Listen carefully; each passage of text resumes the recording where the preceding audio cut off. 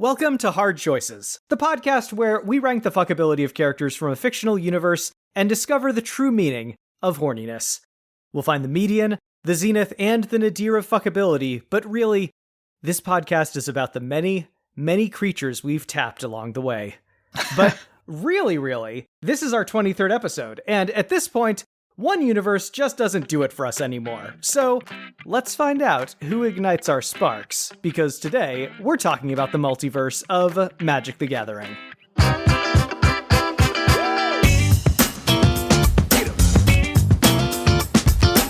I'm your host, Dan Mulcairn, and I've drawn a hand of 6 hosts to help me on this epic quest.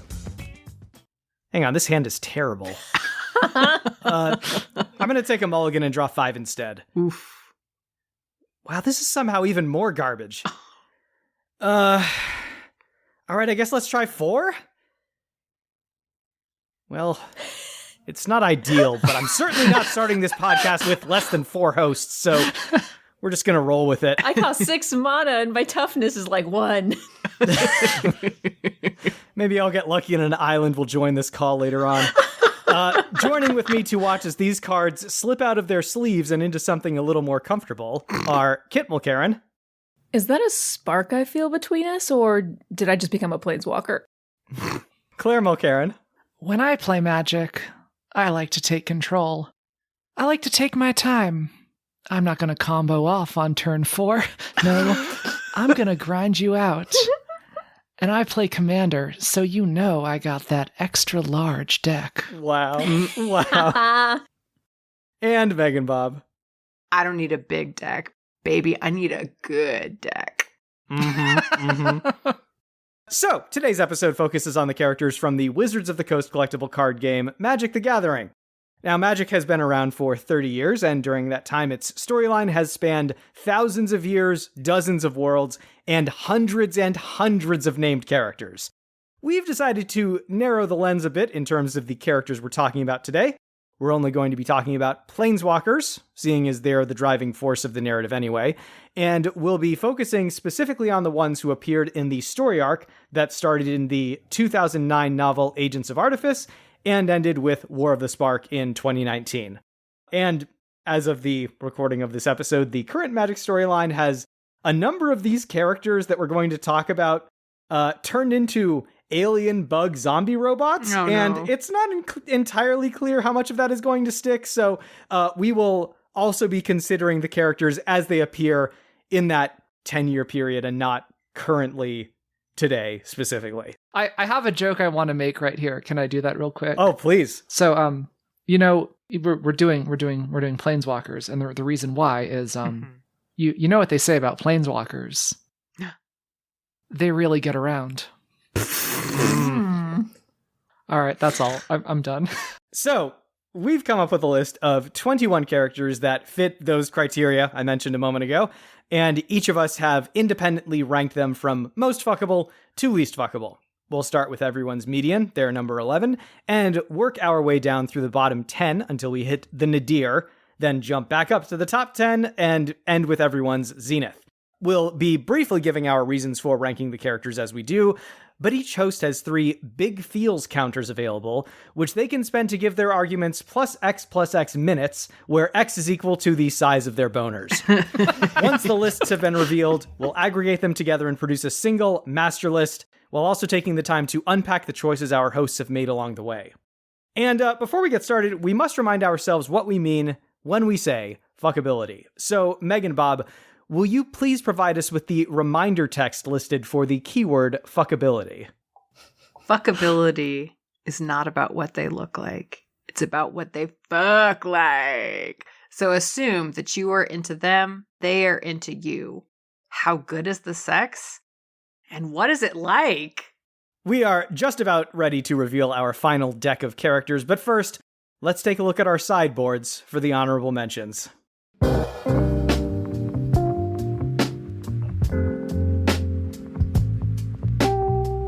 Angrath. That's right. This list is so stacked that we had to cut the angry Minotaur man. We got an angry Minotaur who's also a loving There is no justice in this world. I'm glad you gave this one to me. You motherfuckers kept this from me. I'm going to go fuck him on my own time.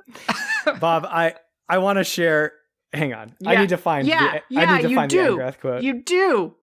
Oh, here we go. I found it. I hate this plane, I hate this city, and I wish you all a viscerally painful death. See you never, pathetic fools. And then he planeswalks away. Oh, I'm gonna Very marry Skeletor. him. Oh my god. Anyway, what a good cowboy. Davriel Kane, he's a very fun character, but he's really only relevant in his own novella, Children of the Nameless, and that story's great, but he's not really involved in the greater multiverse story. Kiora. Again, if she were more involved in the core storyline, we'd love to talk about how much we want to fuck this mermaid on the back of a Leviathan, but she's not, so we can't. Yeah, the exclusion of Kiora made me very sad. Another one that made me very sad was the exclusion of Jaya Ballard. We wanted to include her, but looking over the list, we already had another pyromancer with a very similar personality, and another older lady who was kind of filling that niche, and some cuts had to be made. There were some redundancies. We wanted to put more weird, fun monsters in, so... Tybalt. I'm just keeping him. Cranky devil boy, mine. Is he super cranky? Is he extra He's exceptionally cranky. Obnixilis, normally you'd think that being a demon supervillain would mean that you're a shoo-in, but, he's been out of the game for a while, and he just hasn't been a major enough player to warrant consideration, but he does look exceptionally good in a pinstripe suit. The Wanderer. We were originally going to include her, but she would just involuntarily planeswalk as soon as she had an orgasm. Bye. That's one way to get your fucking one-night stand to leave. Yeah. Instant cleanup. Yeah. Well, no, because then you're just what? What have you weren't done? No cuddles, yeah. That's true. It's true. And just one? What if you wanted? I know. No, it's right. a good point. All right. And finally, Ugin. He's a big dragon. And in an ideal world, he would be on this list. But, there's another dragon who's his brother. We'll talk about him later. And honestly, we want to fuck him a lot more. And now, for the 21 characters over whose 2.3-inch by 1.8-inch portraits will be drooling today. Number 1, Gideon Jura, a human warrior mage from the plane of Theros. Gideon is a heroic self-sacrificing himbo who serves as the Gatewatch's leader and moral center. Number 2, Jace Beleren, a human mind mage from the plane of Vryn. Jace is a powerful telepath and illusionist, and often serves as the Gatewatch's strategist. He's usually the smartest person in the room and knows it, an attitude which, ironically, means he often makes really bad decisions. In D&D terms, he put every point he could into intelligence and made wisdom his dump stat. Hell of a choice. Number 3, Liliana Vess, a human necromancer from the plane of Dominaria. Liliana never met a demonic bargain she didn't like, and she has made many over the course of 200 years in an effort to stave off death, sometimes betraying her friends in the Gatewatch to do so.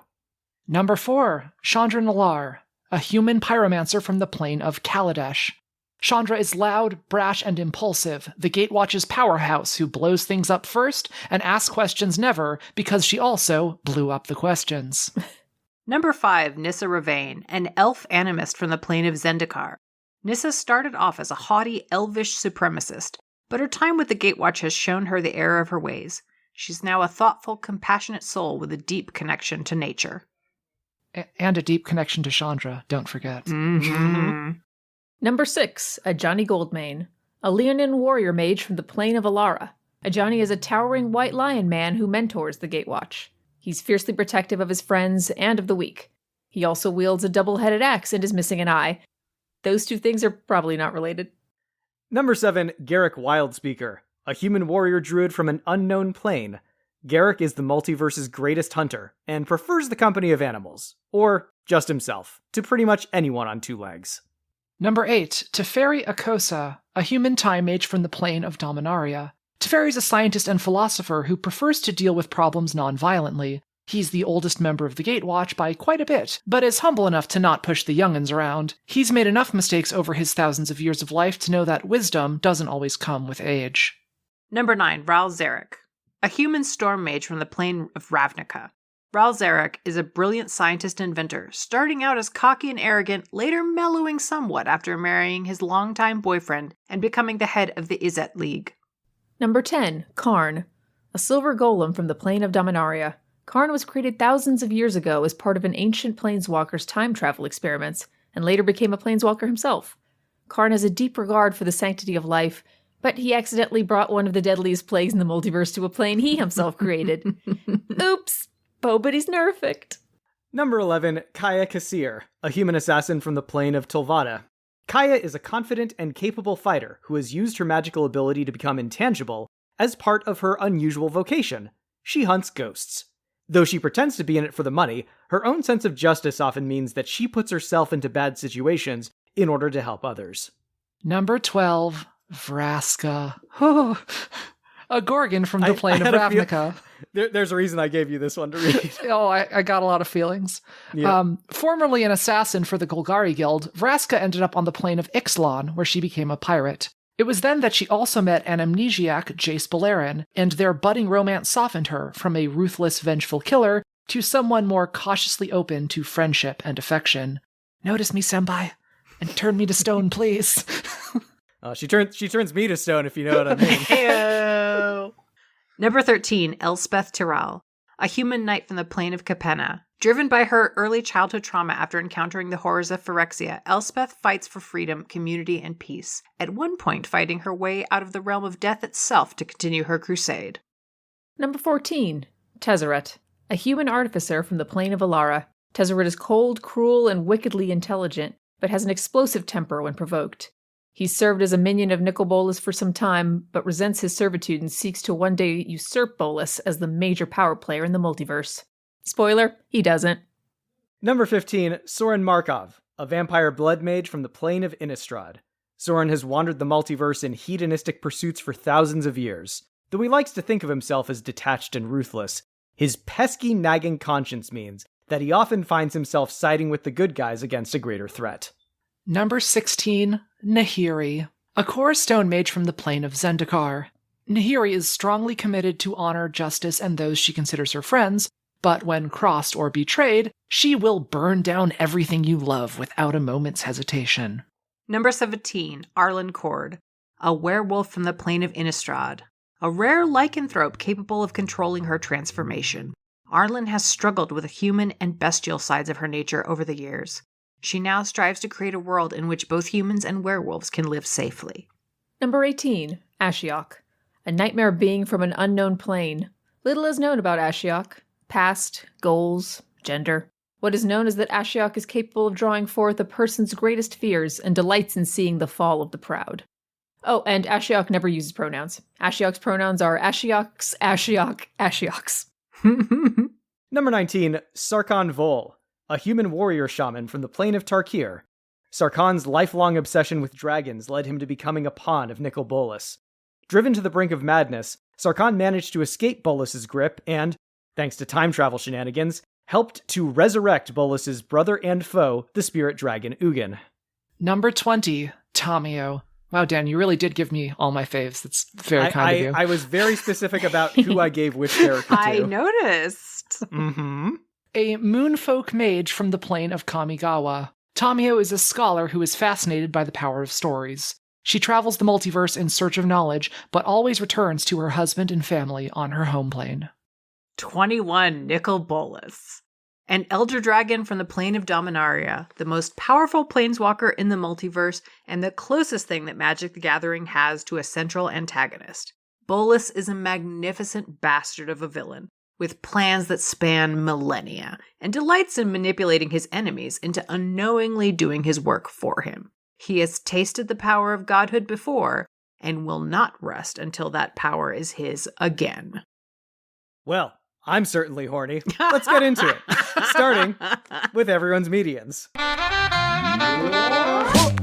Claire, let's start with you. Who do you have as number 11? Sure. I had a thing that I wanted to say at some point during this episode, and now seems like as good of a time as any.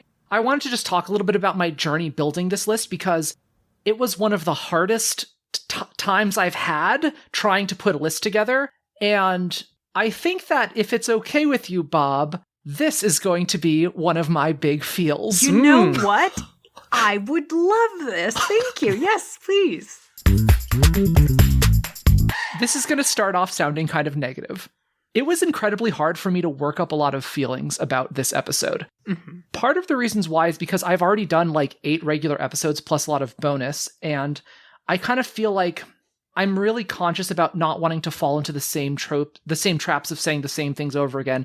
I like strong girl. I like evil girl. I don't like boy, and with Magic, the characters can have a lot of depth or not, depending on who's writing them at the time, how deeply you engage with them. It kind of varies a lot. And sometimes when I'm engaging with it, they feel very deep to me. But other times, they just kind of feel like Funko Pops. Mm-hmm. And this isn't Magic's fault specifically. I've been in kind of a weird headspace lately. I'm finding it very hard to care about these mass-produced kind of corporate capitalist art thing, the big never-ending media franchises like MCU, Star Wars, Overwatch, Magic, all of that stuff. There's the actual art and then all the stuff that surrounds it, the tie-in comics, the free-to-play mobile games. It just... I've been listening to this podcast lately about the webcomic Homestuck, which I was never a fan of, but ever since I learned about it, I've always had this kind of morbid curiosity about the comic. The podcast is called Homestuck Made This World. It's really freaking great. And in that show, they talk about the idea that even though there are these long-running works of art that are made over a period of years by many different people, fans often think of them and conceive of them as though they are a singular thing. The term they use is a totality. The same thing is true about individual characters, because fictional characters don't actually exist as a totality. They're a collection of lines of dialogue and actions and images made by different people over time. And yet we think of them as a totality, like the platonic ideal of Superman exists, and then each line of dialogue and illustration is a projection of some central idea. But in truth, this isn't actually the case. The core of Superman doesn't exist. All that exists are individual images, actions, lines of dialogue, etc. Depending on your perspective, this can be kind of depressing, or I don't know, maybe uplifting. It's undeniably, though, a sort of like magic trick, if you'll pardon a pun. Much like how in animation, there's a series of still images that sort of come to life. If you can get enough imagery and dialogue together for a character, they can eventually coalesce in your mind, and you picture this platonic ideal of this character, and you conceive of all of this disparate drawings and bits of writing as a totality. But lately for me, when it comes to the mass-produced corporate art, like everything made by Disney, for instance, I just cannot connect to it. Like every MCU thing post-Endgame, Magic the Gathering has not really been fun for me as a while for a game. And the lore hasn't been really grabbing me. Maybe it's because a lot of my favorite Magic the Gathering content creators got into crypto. So it all just feels kind of gross. And Wizards of the Coast has been doing a lot of stuff lately that makes it unambiguously clear that they only care about its fans in terms of how much money it can squeeze out of them. The D&D open gaming license being the latest example of a long line of similar stuff. And this is always the case with corporations. They're not your friend. But for me with art, the way I usually try to engage with it is to connect to the creator through absorbing the work. And I try to think about, like, what were they thinking when they made this? What did they want to feel? What are they trying to express? And because of this, most of my favorite things are either made by a single creator or a small team. And like, it's a small single work of art as opposed to a long ongoing series. I've felt connected in the past to things made by big corporations, but eventually it kind of always breaks your heart. So in order to try to reconnect with my love of Magic for this, I kind of had to dig deep. I was thinking about when I had most connected to Magic. And a lot of it was when I was reading the fiction, especially the work of Alison Lurs specifically in this kind of time period that we're talking about, this plot arc. Everything with the formation of the Gatewatch kind of up until right before War of the Spark. And some of it was still kind of whatever, but then every once in a while, I would get a paragraph or a sentence or an image or something that would just stab me in the heart. Just like really beautiful writing, and I'd really feel connected again. So for this episode, my approach was to read as much as I could about every story article where a given character appeared, and to be on the lookout for things that surprised me that would make me connect to them at a deeper level than just that like Funko Pop version of the character. And to a certain extent, I think that how highly a given character is going to rank on this list, and whether or not I have much to say about them, is how much I was able to find while doing this. And because I think that when there's this big, never-ending IP, the quality of any one given piece is only as good as the quality of how much the person who was working on it cared and how good of a writer they were. And so I was finding I was able to love individual pieces, individual chapters, individual stories. You know, I don't necessarily love Superman, but I love this one arc of comics of Superman made by such and such person. I don't necessarily love Jace, but I love this one story about Jace, etc. Even if the totality doesn't truly exist, there still is a series of pieces, and many of these pieces were still astonishingly beautiful and crafted with a lot of love and attention. And even if there's no actual life behind a piece of animation, the characters are not truly moving, they are not truly alive, but what you do have is a series of amazing drawings. And those drawings individually, I think, are still worth appreciating. That is all I had to say about that. So who's your number 11, Claire? My number 11 is Nissa Ravain. She doesn't usually connect with people, kind of finds them weird, but connects to you. I think that's the relationship she has with Chandra. She's a little intense at times, but it also has the potential to be, I think, a very powerful connection. And there's also this story where she's in a race with Nahiri, and Nahiri falls, and she catches her by shooting out a vine and wrapping around her. Aww. And that just got me thinking about vines, so. Excellent. My number 11 is Arlen Cord. And she doesn't bring a ton in the way of versatility. Like, she's exclusively a dom, and I think probably is just like straight up a top. But in this one role, she's extremely confident. She's very experienced, and she knows how to take care of her partner. And pro tip, at some point during your encounter, try and take control from her. Ooh. You will fail, but making her fight for her spot as the alpha is going to be explosive. Ooh. Oh, you right. Genius. I might have to knock her up a place or two now. Yeah, absolutely. Kit, who's your number 11? Karn. Oh, look, a robot I don't really want to fuck, but that's just because Urza made him look so much like a man. Come on, Urza, think kinkier. Anyway, I think Karn will be a really sweet, gentle boy who, upon being asked, will up the pounding intensity with a precision that only a robot could. He'd be attentive and willing to try whatever, but, like, I think he's also going to be lacking that emotional spunk. You know, the jizz of the soul. There's that poetry that Claire was talking about. Mm-hmm. From my favorite Magic the Gathering set, War of the Spunk. War of the Spunk. All right, Meganbob, how about you? Who's your median? Vraska. I know, controversial. But I want Captain Vraska. I want her in them high boots. I am happy to just be a cabin Bob who gets on my knees whenever she wants, but the allure. She can come to feel something for you that makes her feel vulnerable. Now, appropriate for a Gorgon, do not look directly at the vulnerable part. She'll kill you. But if you play your cards right, those tentacles are going to be holding you for a long time. I am not in charge of how many taps I get when it comes to Vraska, and I have enough cop on to recognize that. Moving on to number 12. I'll start with this one. My number 12 is Tamio. She has picked up tons of stories from all across the multiverse, and a good 40 to 60% of those at least are just pure smut. I think she has a lot of sexual fantasies that she's really wanting to try, but, you know, you also get this, like, kind of sweet domestic side to her where she, like, makes you tea beforehand and has, like, some mochi that she'll share with you afterwards. You know, it's nice. Oh, hold on, I gotta move her up. She got mochi? She's a bunny person, you know? Yeah, you're right. She probably makes it. Kit, who do you have as number 12? Kaya, the inexorable. This woman is a service top. If she's taking time out of her day to give you an orgasm, you're fucking getting it, bitch. But she's so giving, I think a greedy bottom could easily take advantage of her. The real pleasure of sex with Kaya, though challenging, would be to help her relax into bottoming and being serviced herself. But she's the inexorable, so good luck. Meganbob, how about you? Who's 12 for you? Chandra Nalar. Love me a bad decision. She has no game. You don't really need game if your opening move is just shoving the other person on the bed and grinding on them till you come so hard your hair bursts into flame.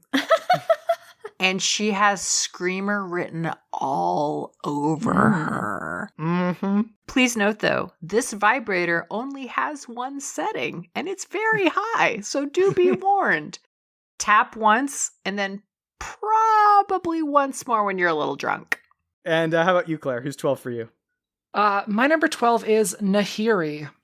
she's really great. This is one of those ones where I don't have anything that intellectual to say. I look at her and my brain kind of shuts down. I'm like, hot lady, very nice. You know, you don't want to piss her off. She will burn your house down the next day, but yeah, she got a lot of passion, and you can channel that into some places. And I just want her to tell me about how bad Soren is and how much of a bastard he is while we lie in bed together until I just like fall asleep on her boobs. Like that's just sounds like a good night. Yeah. We're moving on to number 13. Kit, you can start us off with this one. Who do you have at 13? Gideon Jura. Honestly, he seems like an Aragorn type, which would normally be very good, but in a multiverse where vampires, dragons, and magical furries are common? Tough. Tough. Magical whips, though, not nothing. But I don't think he likes using them that way. I think he's too goody-goody. Yeah, I will say, for me at least, this is another case of a very top-heavy list. We'll see what everyone else thinks. Meganbob, who do you have at 13? Big feels. Ral Zarek. Ral is desperate for boundaries. He is so desperate for boundaries, he marries someone from a rival guild. He needs to know that someone sees through his bullshit. He needs to know that when he gets home after pulling shit, you're going to say, strip, I want you on the bed, head down, ass up. You count from 20, and I'll think about how many fingers we're going to start with tonight. I'll give you a hint. After what you pulled, it's more than one. Tap once and then tap again so he remembers who fucking tapped him. Claire, your number 13. My number 13 is Teferi. Seems like a very chill guy, fun and jokey, nice dad vibes. Was a little shit when he was younger, and you never stop totally being a little shit. With him, though, I think it's not so much the sex as much as it is the cuddles, just kind of snuggling up and not saying anything at all. Aww. Yeah, that's excellent. My number 13 is Sarkhan Vol. I think if you can get Sarkhan to roleplay powerful dragon and his devoted human servant, you will be rich in orgasms. And the best part is, he's perfectly happy to play either of those roles. We are now moving on to number 14. Meganbob, tell us all about your number 14. Arlen Cord? Wow. I'm trying to get anything here, and I tried, and I was like, it's gonna be outdoors, she'd probably chase, maybe do a sniff, moonlight? And then I just wrote tap ? I try to give you a beefy middle-aged werewolf lady, and this is the thanks I get. No, I was like, I'm into all of these particulars, but I did not understand what her vibe would be sexually, other than like, she'd be middle-aged, maybe some creaks. She'd be a werewolf, there'd be hair, and sometimes a woos. But I was like, but I don't know the style. Do you know? You don't deserve the woos. I don't. I know. Look, she has a scar on her face. That's really hot. But I was like trying not to take into account how sexy she is, because she's very sexy. Claire, you're number 14. My number 14 is Gideon Jura. So this is one of the things I was looking through some of the stories for little bits that really spoke to who the characters were. And there's a bit where he says to, I believe, Nissa, that thing I do where I clap you on the shoulder, does that make you uncomfortable? And I think that speaks to a sort of a big beef slab, as Liliana calls him, who still does have a sort of a gentle soul.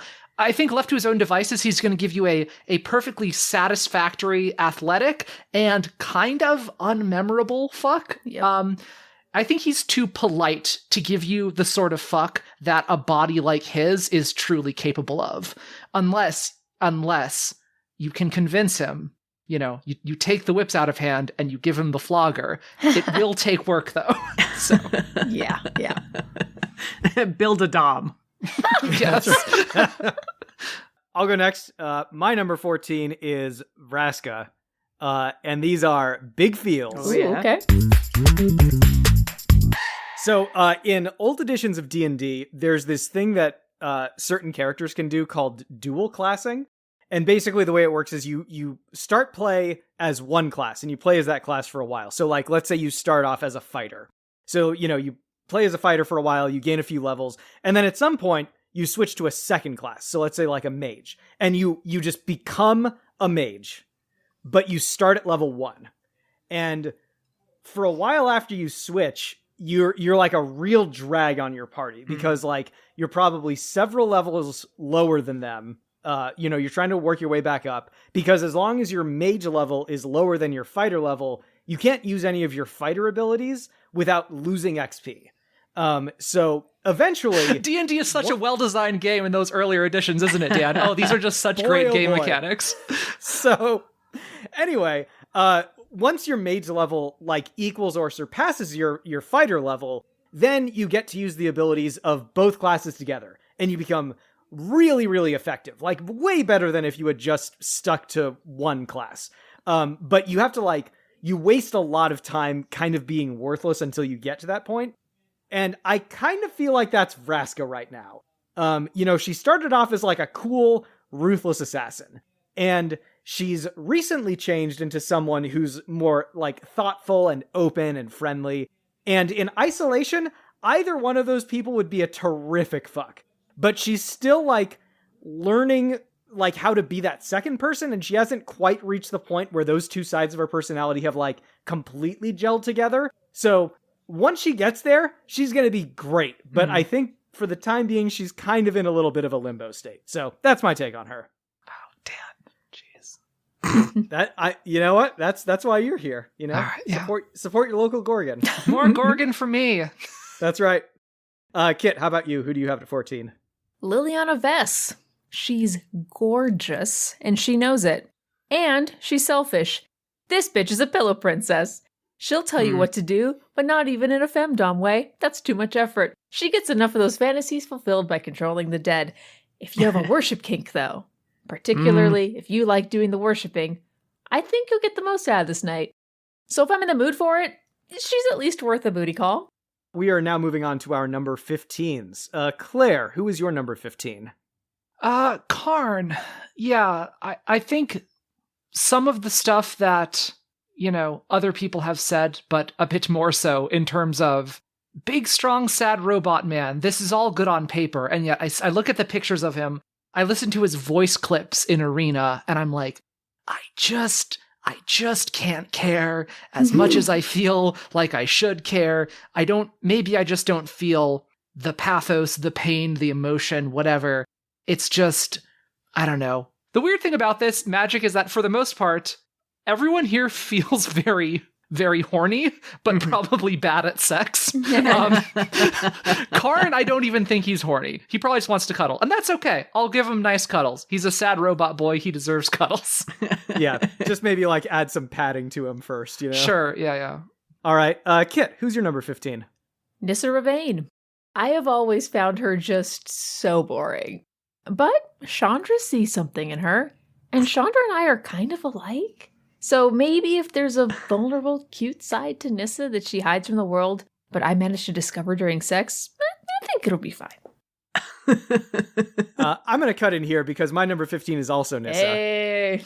I don't think she spends that much time thinking about sex, to be honest. But I think if you happen to catch her attention at the right moment, like when she's in the mood, I think she's going to show you a good time. Nothing surprising or mind-blowing, but she's got that earthiness about her that I think could translate into something pretty deep and soulful. The one thing, you want to make sure that you wear something you don't mind getting grass stained, because there is a 0% chance that she fucks indoors. Oh man, I gotta move her down. Hold on. Kit, vines, Kit. That's right. All right, I'm gonna move her down only half a notch. Can we do half ranks? That brings us to you, Meganbob. Who's your 15? Tamio! Because you didn't think you were going to fuck. Because you were here doing research with her. And she pauses and she's like, I'm sorry. You're being very distracting right now. And I would really like to concentrate on these notes. Can you eat me out really quick? You can fuck me afterwards. Don't worry. I can concentrate perfectly well while you do that. Tap once, much to your surprise. Oh, Bob! How is that story this low on your list? Oh, we'll talk later. Are you okay? No. I know you're doing the arm bite, which is always the sign for Claire. Yep. We've reached that point in the episode, everyone. Where I'm biting myself out of too many emotions. That's right. It happens once every episode. Pretty early this time. Number 15, not bad. We gotta get a cone for Claire. She keeps gnawing. Just when Bob starts talking about like sapphic stuff, they just know like all of my buttons. Oh yeah. So. All right, we are now down to number 16. Let's see. I'll start number 16. My number 16 is Ashiok. And these are big feels. Ashiok exhibits this kind of otherworldly sensuality, which, like, that makes me think that any sexual experience would be terrific. But Ashiok has also never shown any interest in the emotions of others aside from their fear. And I wasn't in the Movie Monsters episode, but I feel like we're kind of looking at like a Pinhead situation here. Yes. Except that, like, as far as I've seen, Ashiok has never tried to give anyone pleasure, like even pleasure through extreme pain, the way that Pinhead does. So, I don't know, pleasure through extreme fear? Is that a thing? Like, it is, but you have to go to certain circles. yeah, I mean, I think, you know, if you're a strong enough person to stomach everything that you're going to see and experience, Ashiok will probably offer you something way beyond what anyone else can offer you. But I don't think that the vast majority of people could survive that level of like psychic assault, at least not with, you know, boners intact. So I feel like, you know, you're going to roll the dice and probably Ashiok is going to be an experience that you regret, but maybe not. I don't know.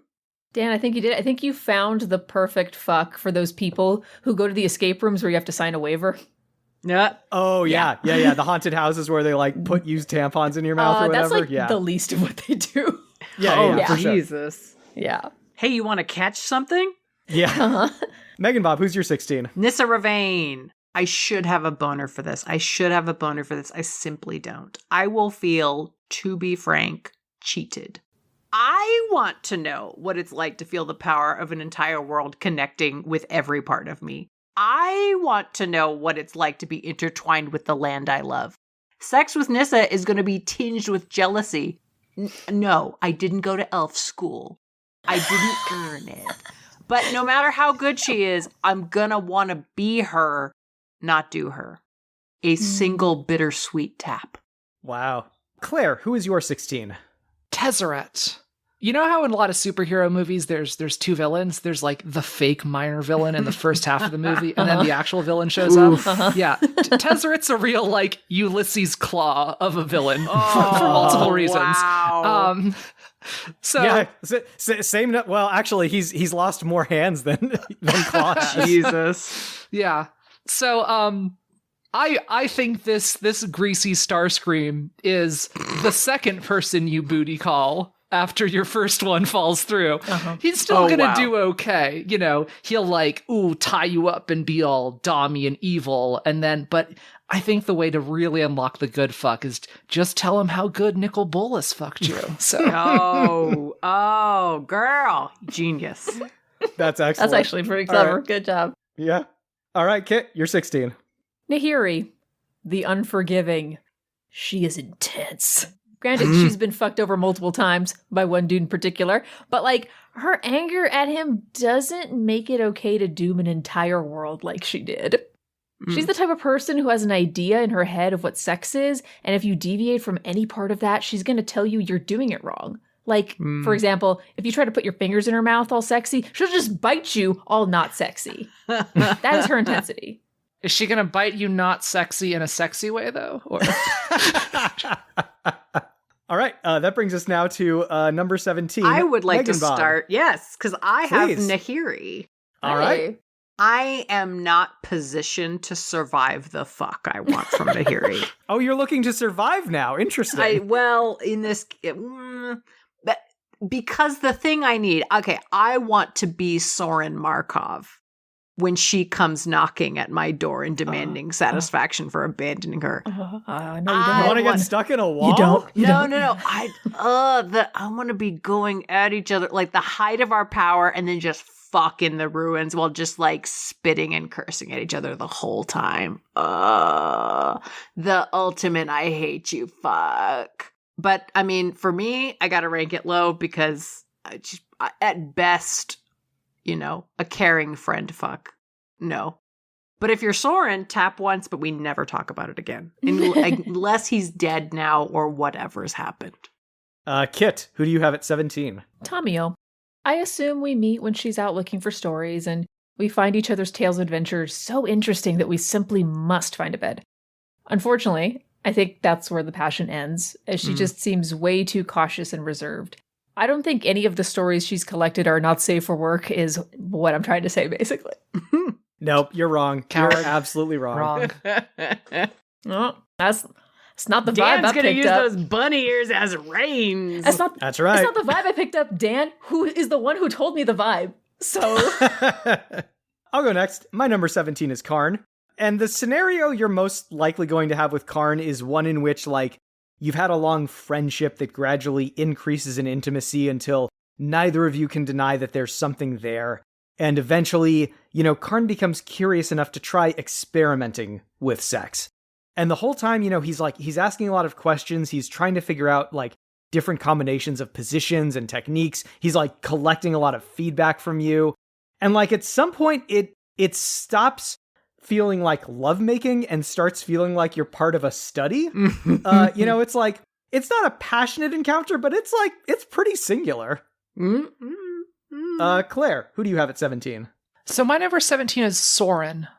I was reading over a lot of his story stuff. I was going into this thinking he might be kind of like the thing that Bob likes so much, of the uptight kind of asshole who's fun to like fuck with and get under their skin. But I was reading the story where Nahiri goes back to meet him and just some of his dialogue, and it was so fucking cold and like so brutal, the stuff that he says to her. Basically, like, she's showing up and being upset because he didn't come help her plane when it was in trouble.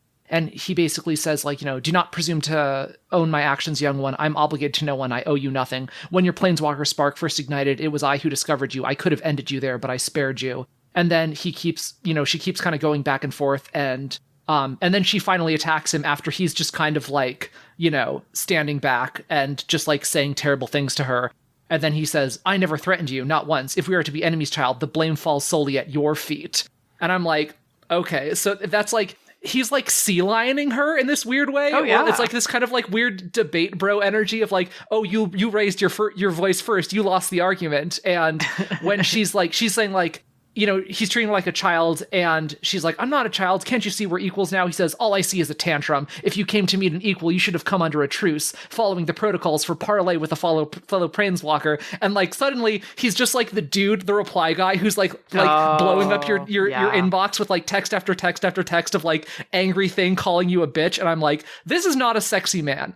Someone with this darkness and this cruelty in him, I don't want anything to do with him. It was not like fun sexy to me. It was like, oh, this is a cruel, cold person who will turn on his friends when he stops liking them. So, Out of curiosity, did you read both of those stories? Because there's two stories that address the same event, but from the two characters' different perspectives. Oh, I didn't. There's one from Nahiri's and one from Soren's perspective. Is this just the Nahiri one that I read then, probably? Yeah, that was the Nahiri one that you read. But there's another one where you see things from Soren's perspective, and it shows why he's saying those things. He's still a bastard, but he's not as much of a bastard when you understand where he's coming from. But that's an interesting pair of stories to read back to back. All right, I mean, yeah, it's the same dialogue, but you just get the interiority of each character. Sure. I love that shit.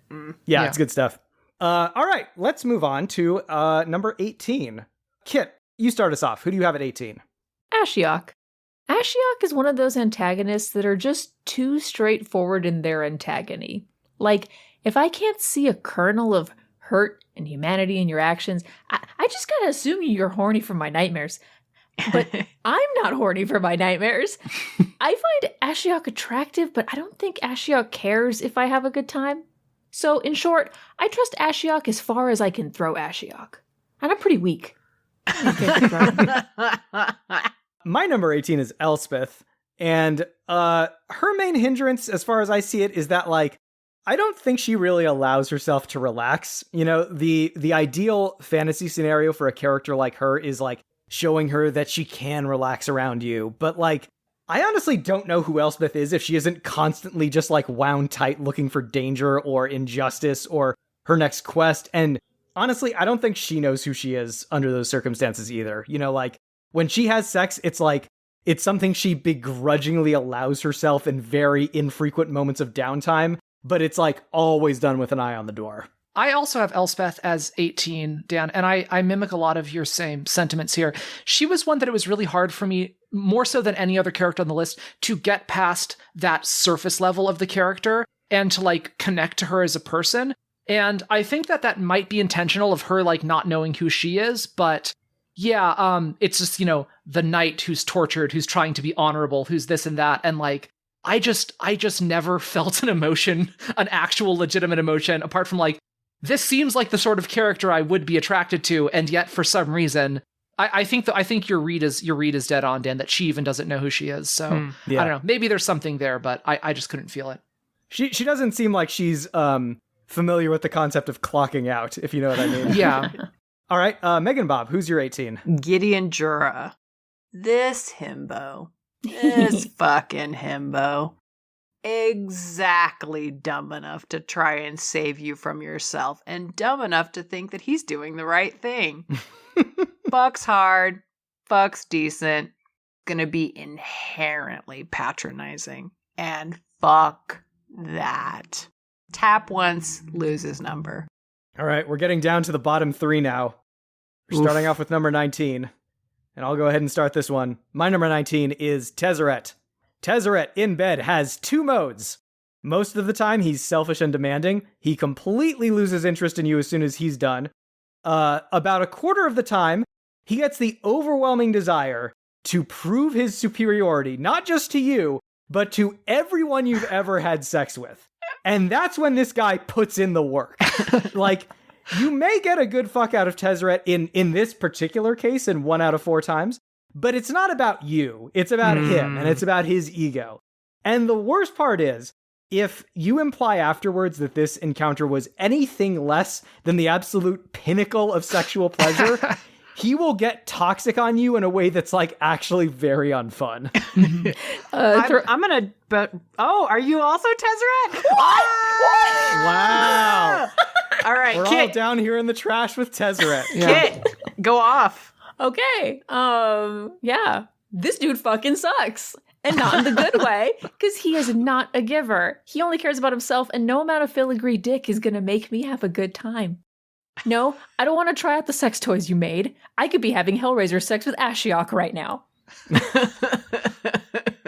Bob, what's your take? He's so sexy. He's so fucking sexy. But he's all about his work and getting ahead. He would pull out and leave mid-fuck if he thought it would further fucking over Nicol Bolas. Oh, yeah. He'd be like, I'm done. Like, I'll quit this fuck. I respect that kind of hustle. Like, I don't want it in my pussy. Thank you. Tap once if you can get him to pay attention to you long enough.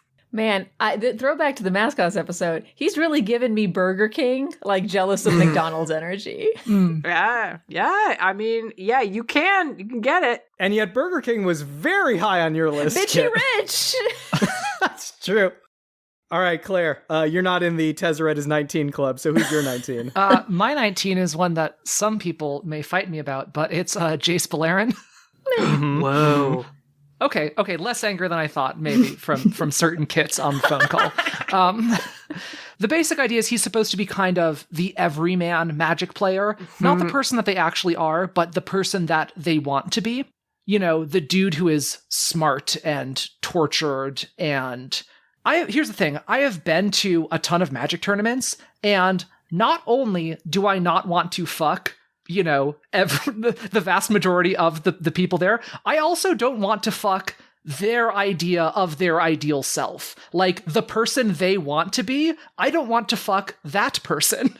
And even in this case, when I read a lot of the fiction of him, you know, the stuff with him and Vraska, and talking about, it really did flesh him out, and he became a very fascinating character, and I cared about him a lot. I still don't want to fuck him. I think he would be so bad. Like, I really don't think that there's a good fuck to be had with Jace. Yeah, some harsh words, but they're only getting harsher. We're moving on to 20, and Claire, why don't you keep the hate train rolling? So I'll have less to say about this one. My number 20 is a Johnny. I really like a Johnny. As a friend, you know, I think that I don't know. Okay. I mean, himbo lion man, but at the same time, just like, yeah, I don't know. No, yeah. Bob, who's your 20? Liliana Vess. She made demonic bargains to preserve her youth. Lady, that's almost as bad as getting hooked on CrossFit. I feel so attacked right now. I would do one demonic bargain for my youth. That's what being a vampire is. Yeah. Best case scenario, you rub one out while she goes through her wardrobe or checks her phone. Tap once. I am keeping the selfies she sent, though. All right, Kit, you are number 20. Garrick Wildspeaker. Oh, yeah, okay. I know we're supposed to be as objective as possible, but this is a great case of how preference can't be completely separated from fuckability. I'm sure there are loads of people who would spill loads over Garrick. I ain't one of those people. He is so masculine. I'm going to get dirt in all of my holes, because you know he only fucks outdoors. And I'm positive that he is so musky, you could bottle his scent and sell it as wildlife deterrent. He'll keep those deer away from your garden. And me. I won't get all up in your cucumbers. Keep Kit away from those cukes. All right. Well, someone I'm keeping away from my cukes is my number 20, which is Raul Zarek. What? Raul talks like sex with him is like a thunderstorm, but it's more like when you slightly shock yourself on a metal doorknob. What? Wow. Does he make a pitiful squeak when he comes? Jesus. I think he might say bazinga when he comes. He strikes me as that type. He has to be murdered. Dan, I have to kill this man. Bitch. Okay, I understand people not liking Jace, but this is a fuck. Okay. All right. Make a note of it. We'll talk. But in the meantime, we're here. We're at the bottom of the list. The Nadir, the number 21, Meganbob, who is at the bottom of your list. You know, maybe he doesn't belong here now after some of the things I've heard, but nonetheless, Sarkhan Vol.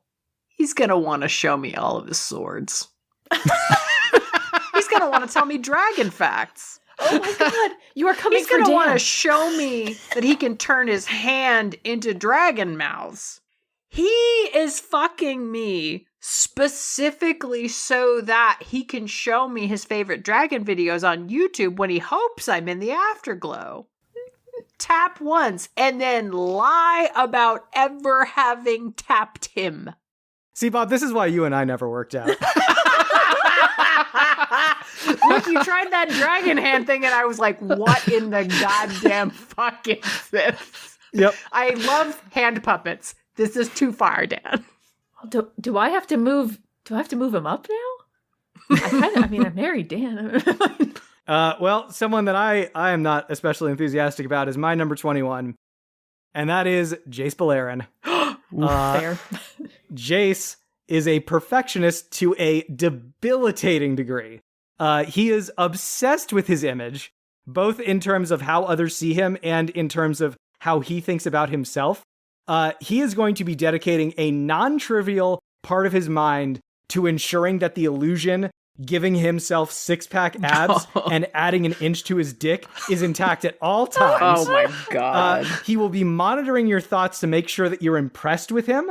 Like, not necessarily that you're enjoying yourself, but that you think he's good. And if afterwards he feels like things didn't go perfectly, he will manipulate your memories to make you think that they did, and then he'll do the same to himself. Oh Dan, my god. You just motioned to all of me.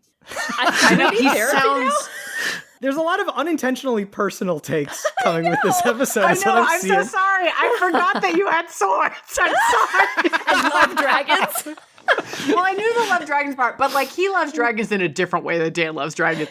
Dan would not go like roll over and go, here's the YouTube thing I loaded earlier before we ever fucked, just so I had it ready. I mean, yeah. Of the people on this call, only Kit can answer that question, and I don't. You've shown me some corny ass videos, my dude.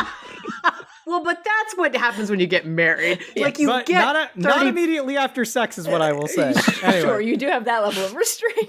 Yep. All right, Kit, who's your 21? All right, this is a big feels. Elspeth Tyrell. Oh yeah. Oh, wow. Have you ever hated someone for so long you can barely remember why? Oh. Ooh. I used to be really into the MTG lore. I read lots of the novels and short stories, but that was so long ago, and even after reading some wikis, I just can't remember the details enough to properly explain why Elspeth fucking sucks. So I'm just going to talk about how she fucks. Scenario. Our eyes meet across a speakeasy in New Capenna. She thinks I'm the cat's meow. I think she's a little pushy, but I'm half a Long Island iced tea into the night, and if you know me, you know that's more than enough for me to have a good time. Cheap date, baby! Now, she's got trauma and needs to be in control. I got that. That's fine with me. She's a strong broad. I love strong broads. She wants to have it her way? Cool. Call me the Burger King. Wow, I didn't think I was going to bring it up twice in one night, but all right. But then she gets a little flip-floppy. She starts feeling guilty about forcing her wants on me. Now she wants me to just do whatever I want to do. But I was fine. I already accepted how the night was going to go. Now I got to recalibrate my horny. All right, here I go. But she's not feeling it, I can tell. She's just saying she wants me to do what I want. But no, what she wants is for me to want what she wants so that she doesn't have to feel guilty. I came here to stroke your pussy, not your fragile self-esteem, you manipulative bitch. This costs so much more than a Long Island iced tea. Damn. Whew. Spicy takes. Yeah. All right, Claire, finish us off. Who's your 21? So now Kit's going to come for me, I guess. I didn't think this would be the hot take, but my number 21 is motherfucking Ral Zarek. Or as I refer to him, a human incarnation of the DreamWorks smirk. Oh, whoa. Holy So here's the fuck. thing. I Laser guided accuracy. Here's the thing. I listened to a lot of people's quotes from Magic Arena, like the voice lines their little cards have in that, and I'm just going to read some of them. That thing is gonna get so zapped. Oh, sorry, had my head in the clouds. Oh, a battle. I'm all tingly inside, or that just might be static. Huh, I'm not gonna justify that with a response, but I just did, didn't I? Oh. Okay, one more. No, there's so many. I'm really into current affairs. Get it? Because current, electricity. Oh, Never slap mind. the shit out of that little So here's the thing. ass. It's one thing to say I'm really into current affairs and let it lie, but then to over-explain the pun, which is, by the way, a thing that I do all the time, and I realize this in myself when I see it, and I hate that about myself. So he's like some of my tendencies, but like way worse. And like I tried to gender swap it. I tried to gender swap him into girl, but like I couldn't because this is like the worst parts of me pre-transition. I feel like in a certain way. And this personality type he has is so masculine. I don't quite know how he fucks, but it can't be good. He just talks so much. The only way that I might fuck him is I think it'd have to be the right like actor playing him. I think 90s Bruce Campbell, like you might cast as Ral Zarek. Yes. Mm-hmm. But even then, I mean, I probably would fuck him then, but like he wouldn't be good at it still. He would still be very bad. All right. This is a good argument. I didn't realize he had this much dad energy. That's what I was picking up off of those quotes. I might have to knock him down for that. When you reduce him to a series of pithy one-liners, I think that level of cheesy snark comes through more strongly than if you were just like dealing with him as a person. You know, I don't think he would. So here's what I'll say. No one is at their best if you just look at them by their voice lines from Magic Arena. Like, everyone is going to drop a couple ranks if that's all that you have to go on, because there's a lot of dumb puns and pithy one-liners. But I think it was the combination of that and the voice actor. It was just like... Okay, I'm putting a pin in this. I want to know what our one-liners would be. I had that same thought. Yes. What's our shitty arena one? I want to know what people would go, oh, fuck this person. Get off of my screen. All right. Well, our graveyards are full of the many planeswalkers that we have seen and discarded along the way. Now we're down to our last 10 cards, and good news, they're our best 10 cards. Yeah. So let's start climbing up this ladder, starting at number 10. Claire, start us off with your number 10, please. Sure. My number 10 is Kaya. This is another one where it's less, some intellectual reason, more just, she's really cool, It's just like, what if a lovable scoundrel Han Solo also had the powers of Danny Phantom and was a cool girl who wears like leather jackets and has really nice hair, especially in the Call Time arc when she gets like the mohawk thing, and she's just really neat. Yeah. I don't know how turning intangible during sex is going to be useful. But I don't know. I remember Kit saying that they were fond of the slime girl who is transparent so you can see the dick on the inside. So maybe she could do something like that. So I feel like maybe that would like lead to having kind of like that daring sex in a public place so that you could easily like escape from like the guards when they start pursuing you, stay one step ahead of the Azorius sort of thing. Yeah, you're leaning against a wall, she phases through the wall from behind you and like starts feeling you up, Yeah. Perfect. All right. My number 10 is Garrick. We have a lot of monsters on this list, but like Garrick feels more like a monster fuck to me than like a lot of the actual monsters that we have here. Yeah. Like this is I actively reject everything that humans stand for, but I can't stay away from you specifically. Fuck. Garrick's gonna hate himself for how into you that he is. And everything that you do together is gonna be primal and unrefined and painful, but in the best way. I feel like if Garrick's on that, I think if Garrick's into you, that's kind of a read on your personal hygiene, huh? That's true. Maybe I was smelling especially elky on a particular day, and he just came a calling. Kit, who's your 10? Sarkhan Vol, daddy who turns into a dragon, or just parts of his body into dragon parts, or parts of his body into dragons. He really likes dragons. I'm a little afraid that he's gonna stop fucking me as soon as he realizes I'm not a dragon in disguise. But until then, it'll be hot. Yeah, just got to keep that lie going. That's all. Oh my god. Meganbob, your number 10. Elspeth Terrell. I'm prepared to answer for this later, but I had to think about what the equivalent would be. She's the one who fucks you in the break room at the community center after the big zoning meeting at City Hall, where her voice went very cold and everyone in the room looked uncomfortable at how terrifyingly final she sounded.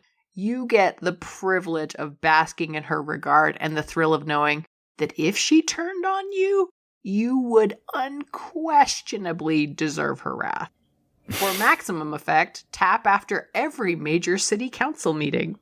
All right, moving on to our number 9s. My number 9 is Chandra. I think she has thought about sex significantly more than she's actually had sex. Aww. She doesn't bring a lot of experience to the table, but she brings enthusiasm, curiosity, and a willingness to try new things. I think 9 out of 10 times, you have a really great time with Chandra. 1 time out of 10, you accidentally do something that sets her off and, she blows your house up. But, those are pretty good odds. I'll roll those dice. Kit, you're number 9. Ral Zarek. There he is. He DreamWorksSmirk.jpg. He probably fucks. I think all signs point to Ral Zarek fucks. He's one of those people who think they fuck well, and you kind of hate it when they actually do fuck well because of their personality. I think he's a giving lover, but you'll have to put up with how fucking smug he is about it. I hope it works out. I hope it works out. He got a husband. I think he's on the bottom all the time. That's fine with me. Yeah, exactly. I'm like, I think that is all you get out of him, which is great. But that's great. Give me that. Okay. Meganbob, you're number 9. Kaya. Meet her right after an assassination gone off to perfection. I want to see her high on her own power and ready to make me do whatever puts a smile on her face. Tap, but only when she sends you the skull emoji and the words, "Be there in 10. I want you waiting at the door on your knees. She Pretty good. shows up with still some ectoplasm in her hair. Oh, yeah. And she's like, don't worry, it's not mine. And you're like, yeah, I didn't think it was. Claire, you're number 9. Ashiok.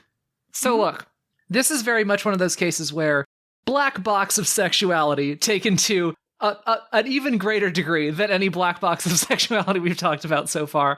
I think this is the sort of thing where everyone else was talking about, like, I just don't know if Ashiok can do that, can care about someone, can show love, can whatever.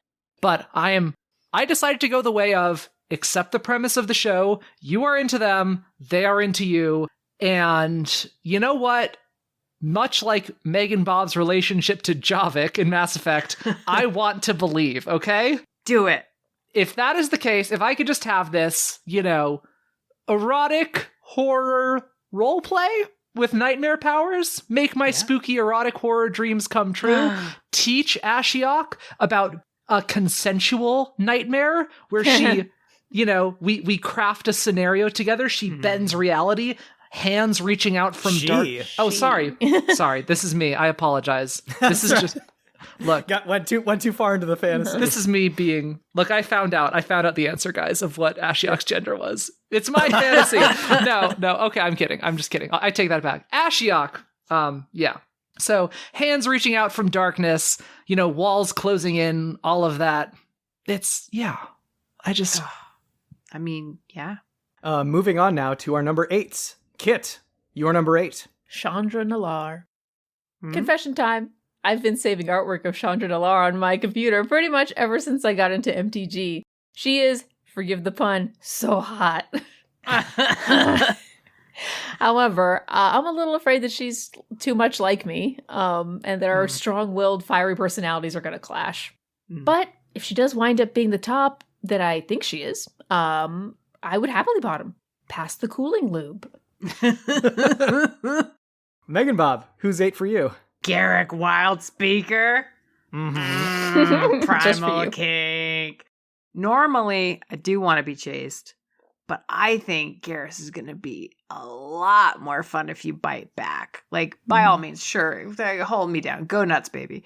But I want my teeth on his neck. Like, he strikes me as exactly the sort who, like, he is going to see all the fucking claw marks I leave as signs, these signs of appreciation that they fucking are. You are 100% correct. Yeah, I know. I was like, he's going to be like, yes, you respect me. And I'm like, goddamn right I do, slash. Tap until you're both howling. Claire, who's your number 8? Tomio, big feels.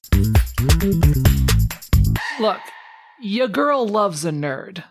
And a nerd about stories? Which is like, okay, I got some quotes. You know nothing, Jace. You suspect. You theorize. You have evidence, but it's far from conclusive. I'll tell you this plainly, Jace. You know less than you are ignorant of, and I'm not here to fix the world's problem. I'm here to understand it, to chronicle it, to know the truth of it, and record that truth from all time. This plane is likely doomed, and I have no intention of stopping it. It is sad, perhaps, to lose a thing of beauty, but, like the blossoms of an orchard in springtime, it is a temporary beauty. It is just one plane among countless. Planes are lost and renewed all the time. Your premises are flawed. Oh. Do you just like that because she's being mean to Jace? Someone telling me my premises are flawed after I make an argument? That nothing's gonna get me harder than a woman who is so much smarter than me and calls me out on my logical fallacies. All right. I was gonna say this sounds as cold as Soren, but all right. Oh, it's great. No, but in a it's a very different quality to it. There is this bit as well where she connects psychically to Jace, and it says, he saw her life, and the contrast with his own was physically painful. Where he was untethered, she was safely anchored by family, tradition, and home. Home, an endless library high in the clouds, the place she loved more than any other, the smiles and sweet familiarity of her family. Children, they could not fully understand the places she went when she left them, but their faces lit up so brightly when she brought them stories, impossible stories, told in the truth of places they could never see. He saw her burden, the terrible burden of knowing, the need to protect truths too dangerous to be spoken aloud. yet too important to be forgotten. See? That just makes me like Jace even more. He's so sad. Well, we haven't even gotten him on your list, Kit. And we probably won't for a while if I know you. She's so smart, and that's the hottest thing in the world as far as I'm concerned. Perfect. And that's number 8. I know. That speaks well of your top 7. Yeah. My number 8 is Teferi. And I think you're about 500 years late if you're wanting to get, like, reckless, passionate lovemaking out of Teferi. You know, what you're going to get is a man who has become comfortable with the fact that the road behind him is significantly longer than the road in front of him. And he's simply trying to do the best with what time he has left. And if he's decided to spend some of that time with you, that really means something. Like, this is less about the physical act of intercourse and more about the feeling of being woven into the grand tapestry of one man's remarkable life. That brings us to number 7. Dan, let me go then. Oh, yeah. Because you need to take a seat, because Teferi is my 7, and this time Peepums fucks. Yeah, he definitely does. He's got thousands of years of experience. He's been drawn to look like Idris Elba. And time magic, babes. Think of the possibilities. Super slow motion orgasms and no refractory period. Just rewind them genitals. That's great. That's definitely the pull quote for this episode. Claire, who do you have as number 7? Garrick. Some characters make love. Other characters fuck. Garrick mates. Yeah. He's gonna fuck you in the dirt like an animal. He's gonna wreck you. He is not gonna be quiet, and none of the sounds that he makes will be words. Meganbob, who do you have at 7? Soren Markov. Exactly the kind I catch feelings for. An older hedonist who doesn't want to get involved, but has something of a conscience when it counts. He would be like nothing else. But he also would have no concept of any baggage or boundaries and seems like too much of a hedonist to be in touch with his own vulnerabilities. So if you want to actually connect with him, it's not going to happen through his dick. I do have thoughts on how to get Soren Markov to put a ring on it, though. Tap once for fun, or play the long game and then tap for eternity. I'm going to hear those thoughts later. Yeah, we might have to circle back to that. My number 7 is Nahiri. We see that her passions run hot and intense. You know, she's like a volcano, basically. And so if she directs that passion toward you, it's going to be like borderline overwhelming. You're not going to be walking right for like days afterwards. Yeah. All right. That brings us now to number 6. Meganbob, who do you have as number 6? Big feels. Ashiok. All right. Ashiok is like nothing else. Ashiok will not stop until Ashiok knows your deepest, most irrational fear about yourself. But if Ashiok cares for you, Ashiok is going to hold you through the fear, never leaving your side or doubting your capacity to withstand it. It's going to hurt. And it's going to dig up shit you didn't want to look at. But after you feel the relief of facing it and see that fear for the lie about yourself that it is, Ashiok is going to fuck you like you are a goddamn king. Ashiok is going to fuck you like Ashiok is proud to be with you. You specifically. You, the person who has secretly been afraid there's something wrong with you. No, Ashiok knows that there are many things in this world to fear. But this one, this thing about yourself, it is bullshit. And Ashiok is going to glory in your victory like it is Ashiok's own. Tap as often as you dare. Y'all stronger than me. Damn. Bob, I knew you were optimistic, but those are the rosest colored glasses I have ever seen. But I salute you for your bravery. I mean, I go to therapy on the regular. I ain't afraid of Ashiok. Yeah? Oh, damn. All right. Kit, who do you have at number 6? A Johnny Goldmane. Mm-hmm. He's a giant lion furry that's gonna treat you right. Unless barbed penis. Barbed penis and rasping tongue. Ugh. Oh, We'll figure it out. We'll figure it out. No, then, yeah, go extra. they have tongue condoms. It's fine. Oh, okay. Ugh. Terrible. Remember whenever we were all in college and they'd hand out dental dams? Yeah. I sure do. Man, wild times. My number 6 is Gideon Jura. And these Wow. are big feels. Oh, okay.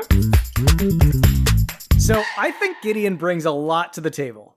He honestly reminds me a lot of what I said about Superman back in the JLA episode. You know, he's kind, considerate, thoughtful. He would do everything that he could to make sure that you had a good time. But the thing that held back Superman for me was that, like, I felt like he was going to be too afraid of his own, like, superhuman strength and would, like, keep himself from having a good time with you as a result. But Gideon doesn't have that kind of superhuman strength. Like, he's strong. He's not, like, accidentally literally rip you in half because he, like, clenched a little too hard strong, you know? I do think Gideon is really inexperienced sexually. Beyond even just sex, like, he's just not a person who's used to having his own needs met. But in this case, I think that's a feature. I don't think that's a bug. Just about anything you do to him will be so amazingly beyond anything that he's allowed himself to enjoy or experience before. As long as you're at least a little bit of a generous lover, I think both of you are going to get a lot out of this. Oh my God, Dan, you are discovering the allure of the forever wow dick, I guess. I guess so. Well, yeah. no, I mean, guess I am. he probably has some nice boobs on him. Yeah, I bet true. he's strong. Oh. He's strong. Gideon's definitely got nicer tits than I do. I'll tell you that much. All right, Claire, you're number 6. Where MILF? Where MILF? Where MILF? Arlen Court. So there was this story where she is visiting with this woman named Agatha, this old woman whose husband was recently murdered. And she makes her some tea. Mm-hmm. And she says to her, "Here, all those tears are going to leave you thirsty, whether you know it or not." She smiles again and tips the cup to her lips. "It's good, but I don't know what you put in it, but the spices feel warm." And then Arlen says, "It's an old family recipe. If I shared it, they'd haunt me." And so they chat a bit more, and then Arlen says, "Here's an idea. As long as we're drinking these 2 cups, we'll talk about our families. I'll tell you about my brothers, and you can tell me about Phineas." And you're wondering what kind of person Arlen is, and I think that that's a really good example of it. Smart, kind of caring, will make you tea when you're feeling sad. Also, is a big werewolf who will fuck you very good, because she's a big werewolf, but keeps her human intelligence, and is a big, gentle werewolf who's very nice. And that is all. And that's number 6. Yeah. Unbelievable. Well, now we're in our top 5. Claire, let's hear what you got to say. Who's your 5? Sarkhan Vol. Oh, whoa, okay. You know what's attractive in a partner? Passion. If Sarkhan can be as, 1/4 as horny for me as he is for dragons, we are going to have a good time. Here's my read. This is a little bit of the autism thing going on. This is special interest. This is person with a special interest. Let me just put it this way. If you are with someone, a partner with autism, very common among trans girls actually, if you can become their special interest, you have a very good time. All right, Kit, who do you have as your number 5? Nicol Bolas. First time he has appeared on the board. Yeah, I didn't think I was going to do the lowest, but all right. There's no way he's not fucking me as part of his grand master plan to acquire the godlike power he used to have. No way. And because of that, I don't think I have to worry about him killing me. I'm probably going to die later, but we're all going to die later, so. I don't think he's a giving lover. He really seems like the type that wants to be in control all the time, and he is. But I don't need my shape-shifting, obscenely powerful dragon sorcerers to be giving lovers, okay? The experience is the gift. You're not wrong. My number 5 is Kaya. I don't know what to tell you. She's a cool and confident assassin with a heart of gold, and she knows how to party. If fiction has taught me anything, this fuck is nothing if not incredible. Meganbob, who's your number 5? Teferi! God damn. It's gonna be so much fucking fun. He knows who he is. He has enough experience with people to know how to handle his shit in ways that mean you both have a good time. The DILF energy is rolling off this motherfucker. He has so many novelty mugs and goofy t-shirts from his kid. Definitely wears them around the house. And when his kid goes to sleep, strap the fuck in because he's going to make sleepy time hours count. Oh, you bite down on a fucking pillow. Tap every other weekend. Meganbob, I like your energy. Who do you have as your number 4? Johnny. Johnny Goldpain. He's so... Yesterday, Meganbob just texted me, all caps with spaces in between, Johnny. Yep. Yes. Yep. Okay, I wrote here, Johnny, my darling, my love. Point number 1, he fox. Point number 2, he takes a mentor role helping people become their best selves and master their gifts. Now, my CV may tell one story of what my gifts are, but I think Johnny is going to be the big kitty man who gives me the kind of training montage I really want. And I have looked into those fucking kitty eyes. He eats pussy before and after sex. Tap it. Don't stop tapping it. Kit, who do you have as number 4? Vraska. Mommy Gorgon with a secret longing for softness? What those hair tendrils do. My number 4 is Liliana. I can see that we're beginning to have more brevity as we approach the top, apparently, because all I have to say about Liliana, she's got tons of experience, she knows what she's doing, and she likes to pamper herself, so, like, you'll probably fuck on some really nice sheets, you know? Or you'll, like, fuck in a graveyard, or a crumbling castle or something. All good options. One of those, I don't know. Claire, who do you have as your number 4? Nickel motherfucking Bolas. Uh-huh. So there's this bit where he hires Vraska to go to Ixalan to do a job for him. And she thinks to herself, oh, I can always betray him if this goes wrong. And he just says, no, you can't, without her saying it aloud. And then he says, oh, you're going to need to know how to sail to go do this. So here you go. And it says, she gasped at the influx of knowledge. Spinnaker, whipstaff, leeward, leeboard, forecastle, backsplice, moonraker, headway, at thwart ships, bowline, sheet bend, figure eight, clove hitch. Just like the terms and techniques of libraries of knowledge were crashing in through all sides of her mind, tumbling over themselves as she mentally tried to catalog it all. So say you want to fuck Nicol Bolas. And he's like, I do. Oh, you know what? You're not up to my standard. Here you go. Anal, animal play, bimbofication, breath play, cream pie, cuckold, domination, drop. Anyway, I had a whole list, but that's... Yeah. Oh, so good, Suddenly, so good. you become better at sex because he wants you to be up to the task. Fuck. Whew. All right, we're into the top 3. Kit, who's your number 3? Oh boy, big feels. Soren Markov.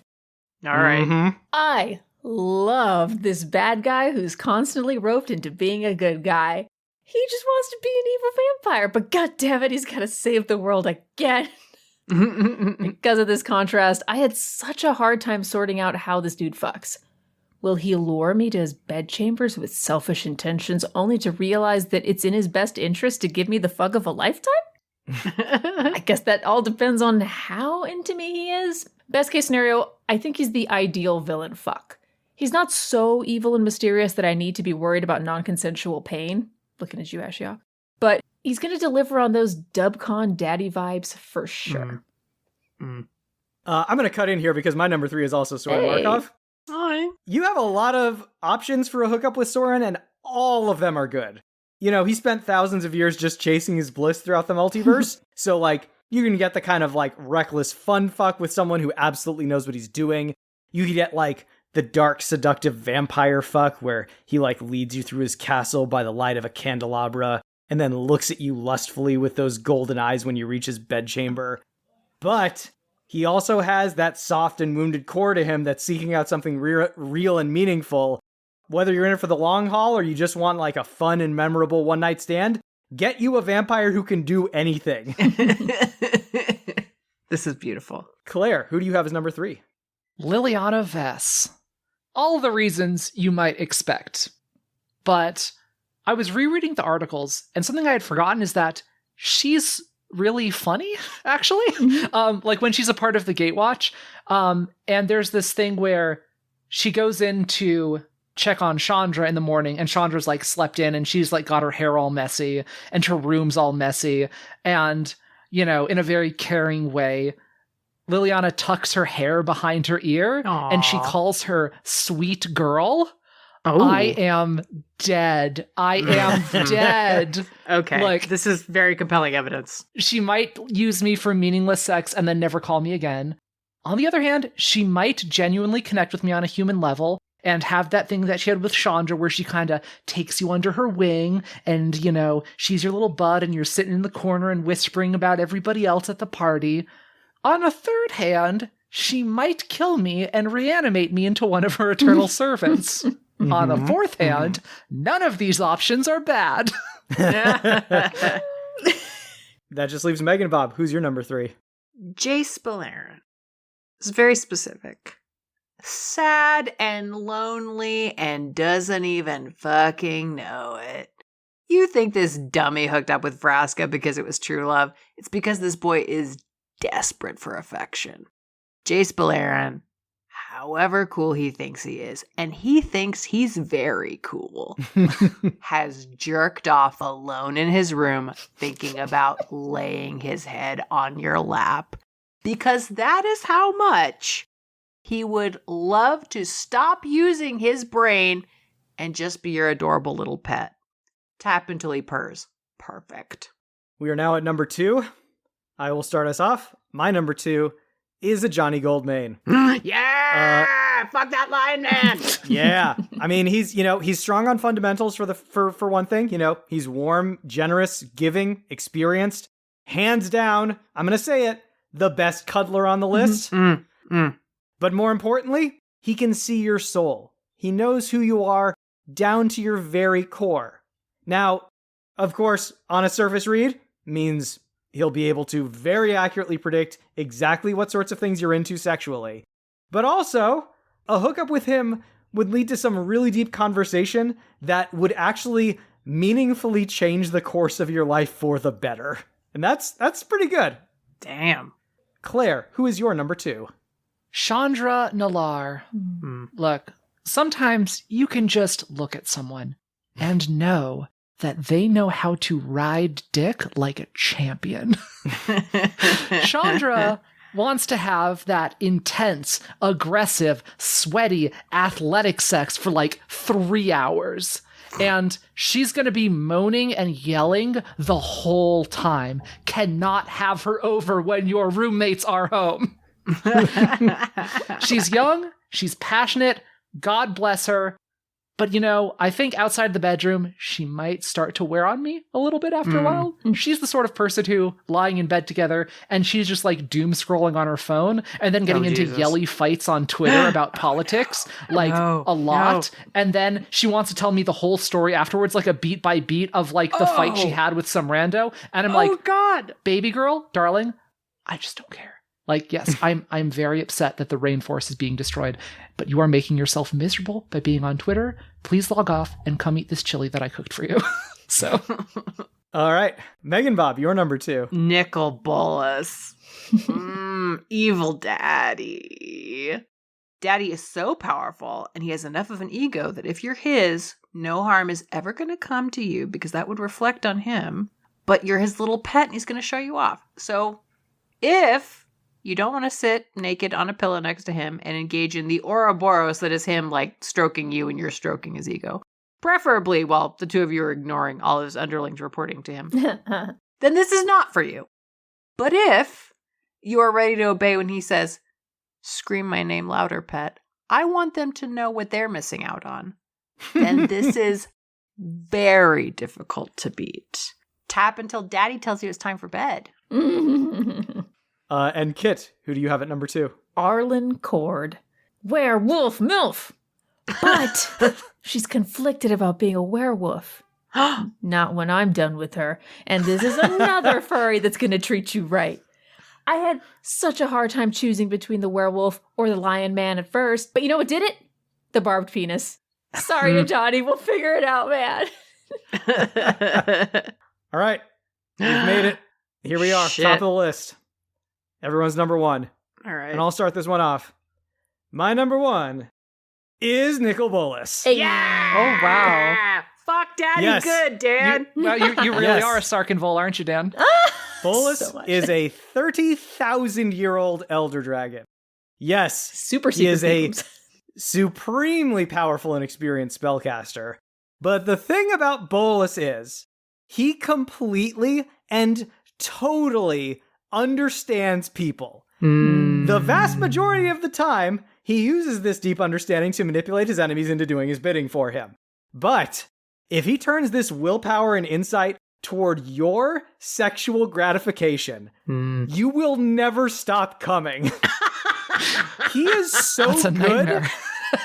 That's the thing. He's so good, he verges on being like the sort of gift you would get from like a poorly worded wish on a monkey's paw, you know? Like, if he was a little bit better, he would warp around to being on the bottom of the list. But he doesn't quite get there. He's just amazing to an extent that's like kind of probably too much. But it's number one for me. That's number one. I'm so proud of you. Claire, who is your number one? I mean, you can just guess, right? I mean, I know who it is, but why don't you just say it? It's Vraska. I mean, come on. Yeah. She's a Gorgon, and I loved her a bunch as just a cool evil Gorgon lady before we had the Ixalan story, which gave us stuff like this. After she becomes a pirate, you know, the people of this plane were stubborn, prone to swearing, and morally mercurial, and Vraska adored them for it. She secured her own ship through hefty payments and more than a little negotiation, and soon sailed to begin her journey. Gorgons on Ravnica could only ever be one thing, but here, a Gorgon could be whatever she damn well pleased. Vraska relished in that newfound freedom and beamed with pride whenever she thought of how she would lead the Golgari when she returned home. Aww. And then, obviously, the best bit comes where after she's been, you know, she's like found Jace on this island and they've been on the ship together for a little bit. He's like helped fix a bunch of telescopes and stuff. And she's shown a little affection to him. And it says, Jace grinned and clapped Vraska on the back. Don't, she yelled with a hard flinch. Jace froze. Amelia, that's like her quartermaster. Amelia strode over on long, thick legs and looked down at the Mind Mage with her best glare. No one touches the captain, she growled. It's fine, Vraska said, trying to ease her own nerves. He didn't know Amelia. Vraska's heart was racing with pain, and she took a deep breath to ease the alarm. She had not been physically touched by anyone in years. The crew didn't need to know why. She hid those old prison scars for a reason. Come on. Evil Gorgon pirate who is touch-starved with a back that's covered in scars? What? Yeah. This is like somebody designed a thirst trap for you specifically. Yeah. Yeah. Strong feelings, and they're just going to keep on coming. Heyo. Meganbob, who's your number one? I mean, Big Phil's obviously. Karn! Ah. Yeah, there's a thing in like kind of mindfulness called beginner's mindset. It's just that you embrace without ego that you're learning something. Like you don't get hung up on looking good. You get invested in learning. Karn will approach sex with humility. Doesn't know everything about you or your body, but he'd like to. He's curious about you and about himself and about what the two of you are together.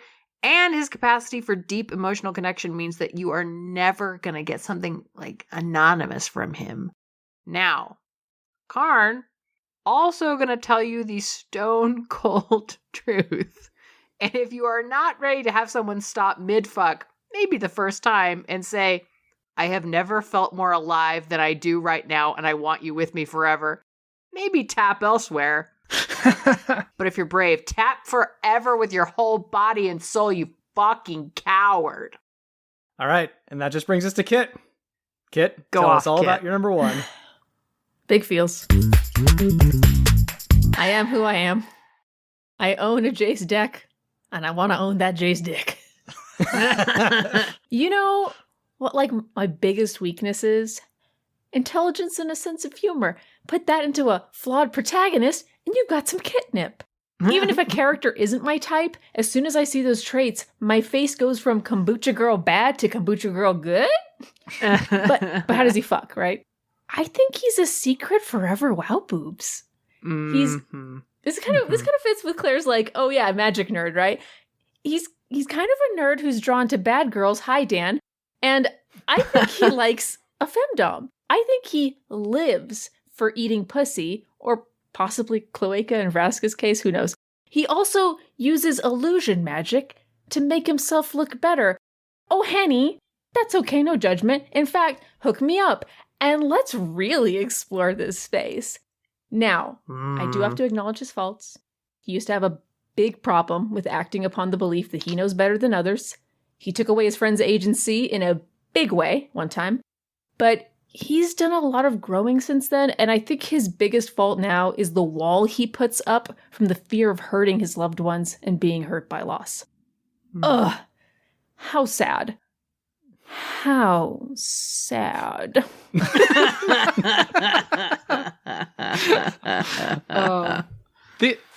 My only regret is that the faces that you made at the end there, Kit, are not going to be on the recording because they were very good. This is for future live shows, right, Bob? Yeah, That's right. There was this very exaggerated comical pout that I loved. It was very nice. Yeah, it was a real house.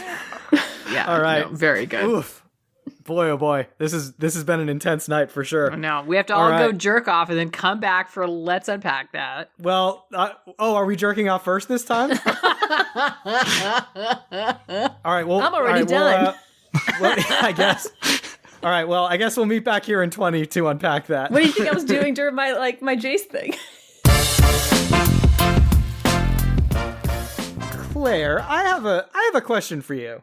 You've spoken well in the past of male characters that you read as being an egg. Yes. And you said that Ralzeric reminded you of yourself pre-transition. Right. Well, the only one who's an egg here on the list is Jace, by the way. That was the only one that I could see. I'm like, that's some trans girl energy, like a little bit. Ral is the person I was trying to be that I was not, is the thing. Interesting. Ral is, yeah. So I think that so much of this is just what I was genuinely feeling. And here's my thing about emotions and attraction and feelings and stuff. I think a kind of inherently difficult thing about this is we know what we feel, but I actually don't think that people have a lot of insight into why they feel the things they feel. I think that people are able to say why they feel the things they feel, but I think it's just like a kind of after the fact justification, rationalization type thing. So I just kind of know what I feel when I look at these characters. With Ral, it's just, God, fuck this dude, is just like what I feel. And maybe it's because like, just in what I have seen, and again, this is just like what story stuff I have consumed. I never got any sense of vulnerability with him at all. With in all of the scenes where he's like, it was all just kind of like very businessy. They're trying to fight, they're trying to beat somebody, and he was being kind of like efficient and coming up with plans and doing little snarky MCU one-liners and smirking and shooting lightning. And I'm like, I never felt a person with him. I think that's the big thing is like, I'm trying to get, beyond the poster that you hang on the wall of the character and like to the person. And I never feel a person with Ralzeric. So with you, it's like, you don't necessarily feel like he's an egg because you just don't really give a shit. You're just like, whatever. I mean, maybe he is, but yeah, I still just, if he was a trans girl, he'd be an annoying trans girl who I hate. So. Sure. Wouldn't change that core aspect of his personality for you. I think with Jace, like, in comparison, I think he's a much more interesting person that I have a lot of affection for, but I think that it's just like, I just don't see any world in which he's good at sex, and I don't want to put in the work and with him for some reason. Yeah. No, I'm the same way with you with Jace. Like, Jace is legitimately one of my favorite characters in Magic, but like this is a different conversation that we're having about these agreed characters. With everything you said about him and yours, Dan. I thought you were dead on. So yeah. I just felt bad for like being so mean about Sarkhan Vol. I'm sorry. I know that's not who you really are, but I still felt bad. I'm sorry. Oh, I didn't actually feel like I was Sarkhan. It was Vol. only I just thought it was funny. No. Y'all don't want a blowjob from a dragon hand mouth. Is all I'm saying. Just Oh fuck no! I want like not a hand mouth. No, hand mouth like blowjob? a real mouth. Right, I want like a right. Why does it? I agree. Why do I want it to be on where the head should be? Why is it suddenly not okay when it's where the hand? Because then should it's body horror, and fuck that. Oh, you're okay. There you go. You got. No, we don't like a Cronenberg here. Okay. No, fuck. Yeah, no. I mean, he's like, all right, put that on your fucking face. We'll talk. Value over replacement. Look, I've had a blowjob from a head on a neck. I haven't had a hand blowjob. I haven't. I'll still give that a shot. You know. Okay. I am very skeptical that a fucking dragon hand face is gonna eat pussy with any degree of skill. I just cannot imagine. So let me ask you this then, Bob, because you ranked Nicol Bolas very high. Okay. Yes. What do you feel like is going to be the key differentiator between getting eaten out by Nicol Bolas and getting eaten out by Sarkhan Vol's hand, which he's turned into Nicol Bolas's head? Oh my god. Well, I mean everything, but really, I guess if I have to be very clinical about it, maybe just the ambiance, the amount of power that is brought to bear on this, that it's like, do you know what I mean? Like Sarkhan Vol we're doing in his apartment. Do you know what I mean?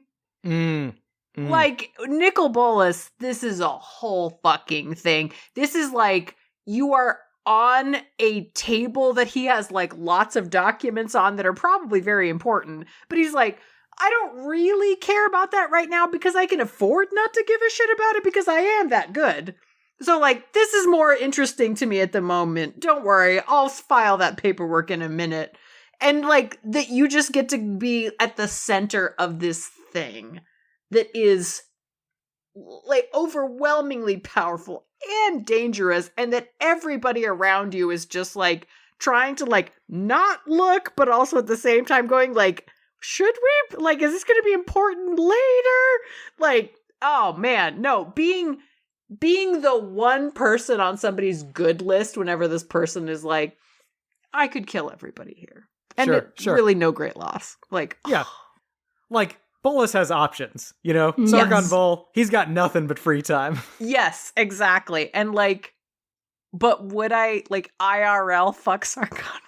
Yes, probably. Of course you would. All right. Oh, I bet you a Blockbuster. Yes, of course. Could I ask a general question, or kind of bring something? I noticed that the way I approach like villain characters seems to be a little bit different from other people. In that y'all seem to assume that the premise of the show, they're into you, means that they're not going to be bad to you. It seems like, but I'm like. To me, that just means they're into me sexually, not that they're not going to do terrible things to me. You know what I mean? I read a lot of romance, so yeah. This is a hazard of it. Yeah, no, I mean, like I understood that with the vampire episode, but like, yeah, I guess it's sort of maybe it's more of like if we want to imagine that they're not going to hurt us, then sure. Yeah, I think for me it kind of weirdly evens out in some ways. Like there's a sexiness to it, but a danger to it. So. And it's a fantasy. I think in some cases, like I think like for me with Soren, it was I did not find it to be like a sexy evil or a sexy villainy with him, just for me personally in terms of how it hit me. But yeah, I think that with Ashiok it was though something about the like reality bending stuff. But like, yeah, I guess I don't really usually take that into consideration unless. Every once in a while with someone, the villainy will trigger something in my brain where I'm like, bad touch, not sexy villainy. And I think that was like with Kefka or like the elusive man or something like that. That was kind of how I felt about them where, yeah, but I think most of the time I can suspend and be like, haha, fuck the evil sexy person, you know? Like, well, yeah. No, I mean, I feel you. Pillsbury Doughboy. Never forget. I think this is some thinky shit, but I think that with a villain, if you're going into it with they're gonna fuck you and they're into you, at that point, they have to see you as something of a person in some way. Oh, I mean, no. yeah, I mean, I grant you that if we're getting into some really dicey shit, then no. But if we're not, if this is like, if you are into them and they are into you, and this is some kind of like interpersonal thing that is happening, then they have, you know, they are seeing you as some kind of person, which means that they themselves are also some kind of person. Whereas whenever we get into the characters who are like, there's not a person under there. There is a pathology, but there's not a person as such. Like, this is not, you know, Kefka doesn't have interests. It's that kind of thing where it's like, is this a person? Then there is a path that you can, you know, you can go towards, that there is some kind of connection there. And you could have some kind of mutuality. But yeah, there's definitely characters who cross over into the like, no, there is no mutuality here. They think that they are the only person and everybody else is not a person. And so, yeah. I think you can broadly kind of divide villains into two groups, which is villains who are evil to everyone except for those people that they care about, who they tend to be like quite generous and giving to, and villains who are evil to everyone, including the people that like are still in their inner circle. You know, the kind of villain that like when they get home, they like kick their dog and yell at their wife, you know, like, and I feel like that latter type, they could be into you, as in they like find you attractive and want to have sex with you. Yes. But that doesn't mean that they're going to treat you any better than they treat anyone else. Yeah. You know? Yeah. Whereas like the first type, it's like, no, like if they're into you, they'll probably treat you well, even though they're like, you know, megalomaniacal maniacs or whatever, right? You know? Yeah, Dan, I think that that you've actually just helped me realize why the Soren thing was so upsetting to me then, because he's being mean to his friend. You know what I mean? It's like his friend is coming to him, and then this like kind of coldness comes out, and I'm like, that's that. I don't like that, you know. So See, that's what I was. I don't really know. I didn't read any Ashiok stories, but I wasn't getting like a person. I was getting like a sick fuck. I think with Ashiok, it's a black box thing. It's like, we don't know. I think there could be some story where we learn more about Ashiok, and similarly with Vraska. I mean, like, Vraska, I don't think was a person before the Ixalan storyline necessarily, and yet that extra layer was then sort of added to the character. And I think with some of these characters where there's not a ton of lore, the question is like, how are you filling in the blanks? Are you choosing to, or are you assuming that all that we see is all that's there, you know? I take your point about Ashiok not particularly being a person, but I was trying to envision if this person who's not a person is into you and their love language, as it were, is nightmares, what does that look like? And like all nightmares. I could think, all I could think of is, okay, they're going to do something with that is the closest thing to loving they can do. I mean, what if the closest thing to loving is just your misery? Maybe. I mean, I didn't rank Scarecrow especially low in the Batman's episode, so I'm not opposed to being afraid. But yeah, that one's very challenging. Oh, by the way that you get Soren Markov to put a ring on it. Thank you. I was going to ask. Yes. I'm writing it down. And now, this is only based on the tiniest hint that I have, and so I could be way off base. You all have gone way deeper into this shit than I have. He is extremely into his plane. He loves his home, and it means a lot to him. Yeah. I think if you can connect to his home and you are like into it and sort of see yourself as deeply connected to it, maybe not to the extent that he does, because obviously you're not like an ageless vampire, but if you can show him some kind of connection to what it is that he loves about Innistrad, I think that he can then bond with you over this thing that he has chosen to like protect, and that then you have your in to like get that ring. Yeah, that's certainly step one. I think that you still have a long road to walk, but you're okay. Right. Like that would get you noticed by him. All right, what's step 2, Dan?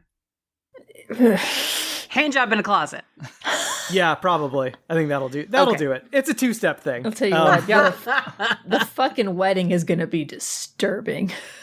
I mean, they always are. We know what the vampire weddings are like. He's had there. bad experiences with weddings. Yeah. If you read the Crimson Vow story. you're right. Ooh. Bob, I had something I wanted to say about Nissa, actually. Yes. Because you talked about you want to know what it's like to feel the power of an entire world connecting with every part of you. Yes. There's this bit in Oath of the Gatewatch, which is this storyline when the Gatewatch is formed for the first time and all of these planeswalkers are fighting these big Eldrazi together. And the way that they end up beating them is because Nissa has a connection to green magic. She can pull in all of this mana and do all of this stuff. And Chandra is shooting a bunch of fire at an Eldrazi, but it's not enough. So then Nissa puts her hand on her shoulder and starts feeding the mana into her. So then she connects with her, puts all of the green mana into her, and then her fireball, is a big she I guess she's the fire equivalent of a squirter at that point. I don't know. But where just a geyser. With Chandra. Just a geyser. Yeah. Oh my god. But yeah, so like I'm thinking like there is a chance that, there could be some sort of like freaky mind sex, let the mana flow through you. You are connected to the earth type thing. Embrace with eternity her. sort of thing. Yeah. Because that would be, It would be so hard if I didn't know that, though, because I'd be like, oh, I want that. How come I didn't go to cool elf school? Before we move on, Bob, I believe you wanted to discuss the overall fuckability of the colors of magic. Yes, I do. I go have off thoughts. because I have baby thoughts. I have infant baby thoughts. So Okay. are we doing just the 5 colors or color pairs, or how are we going about this? You get to go off on the 5 colors, and then you may choose your top 2 most fuckable combinations. All right, we're going to start with black. Terrible, selfish, amoral, bad sex time. This is why Liliana is the definition of resting on pretty. Okay? Mhm. Red. Yes, this is the color of passion. Impulse. Sex when you least expect it. Might be a bit sloppy and unsuccessful, but if you can balance it out with the right other color, I think you're in business. Green. To Trent Reznor, who I assume wrote Fuck You Like an Animal, that sounds like a bad time, my dude. Y'all who were like, oh, Garrick, you gonna fuck me like an animal. No, most animals are terrible at fucking. The males are just trying to get their nuts off, and the females are waiting for him to be done. That's the point. We are looking at the same picture. Why do you... All right. The next time I see just a really unamused female just be like squirrel getting railed, I'll be like, okay, that's Bob. I think a green on its own has low fuckability. White. They're going to try to do you right, but it's going to be missionary every time. Blue. Yes. Intelligent. Creative. However, prone to inaction. So you're always going to have to instigate. That's why I think the most fuckable color combo is red, white, blue. Not America. That was a very unfortunate coincidence. I think America ranks low in fuckability. But as far as the color pie goes, red, white, blue, it's going to treat you right. Okay. Thank you for coming to my TED Talk. All right, yeah. Here's my takes. I agree with just about everything that Kit was saying. I think an additional benefit of blue is the dedication to self-improvement thing. And learning is a big thing in blue. Looking over the characters that I ranked, I was kind of curious about, where the colors tended to fall. And I think by far the best performing color on my list from a kind of a brief non-scientific look over is red. For the characters that I have. I think that's probably the best. Thinking about what I thought were the kind of the most fuckable color combinations. One I thought was red-green as like just the pure, the wild, the animal, which some of us are into. I mean, maybe we're not. You work at a zoo, Kit, so I think you have a different insight. We have the ideal, the fantasy animals. of, maybe the reality better than I do, but Look, still, if it's a bonobo, awesome. If it's most other animals, I think the thing that is appealing about that idea of the animal sex is the the lack of self-consciousness, the Yes. primalness, just kind of without thought, just super intense, like all of that kind of thing. I feel like you get that from red, though. Yeah, another combo that I thought was good was actually blue-black, if you're into a certain type of thing. I think, I think someone who is methodical and intelligent and selfish could treat me very well, is all I am saying. Interesting, okay. And then the last one that I thought of was actually green-white as another good combination, because green-white is the color combination of community and like kind of that. So I think that like green-white is the one you marry, it's sure. Green-white it gives you the cuddles. And so those were what I thought of as kind of the most fuckable 2-color pairs as far as I'm concerned. Yeah, I think much in the same way that like each of the colors has aspects that are considered positive and aspects that are considered negative. I think that similarly, each one of them has something to bring to the table when it comes to sex, and also like things to discourage you from engaging with that particular color. I feel like any one of the colors in isolation is a little too like narrow-minded to really be anything like good. Like you really need at least 2 colors to make it interesting. Claire, you mentioned blue-black as a top shooter. I agree with you, because I think that someone who has spent a lot of time pursuing their own self-growth and perfection and then wants to show that to you, wants to like show off to you, I think that sounds like a recipe for a good time to me. Ambition is part of black. You know what I mean? Exactly. They dream big. And I also think red tempered with one of its opposites. Either red white or red blue. Yeah, Ralph Zarek, let's go!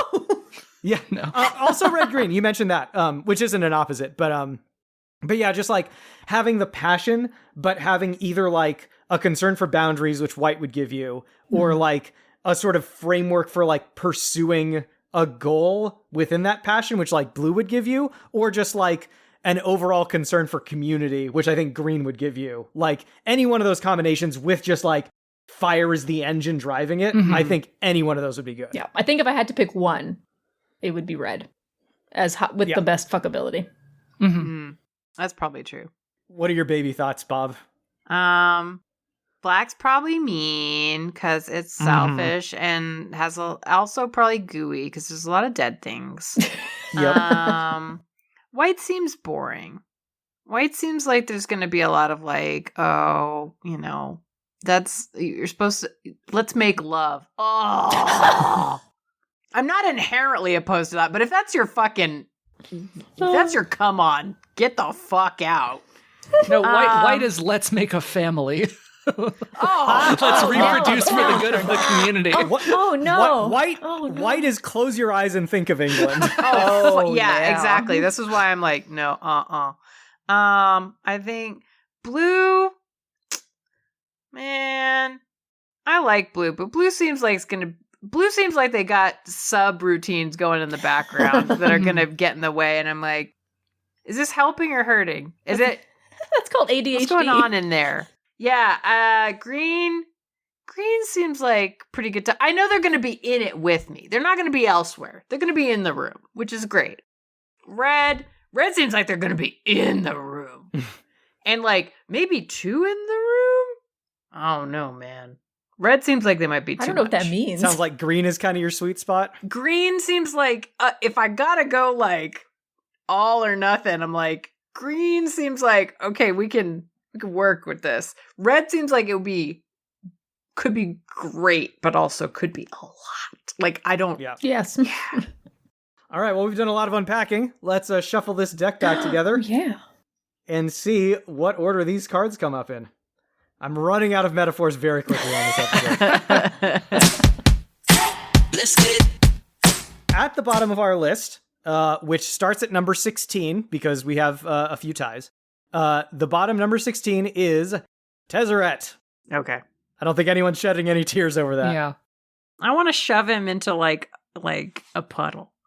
It's more than he deserves, frankly. Number 15 is Elspeth. Could have been the lowest. Tezzeret ruined it.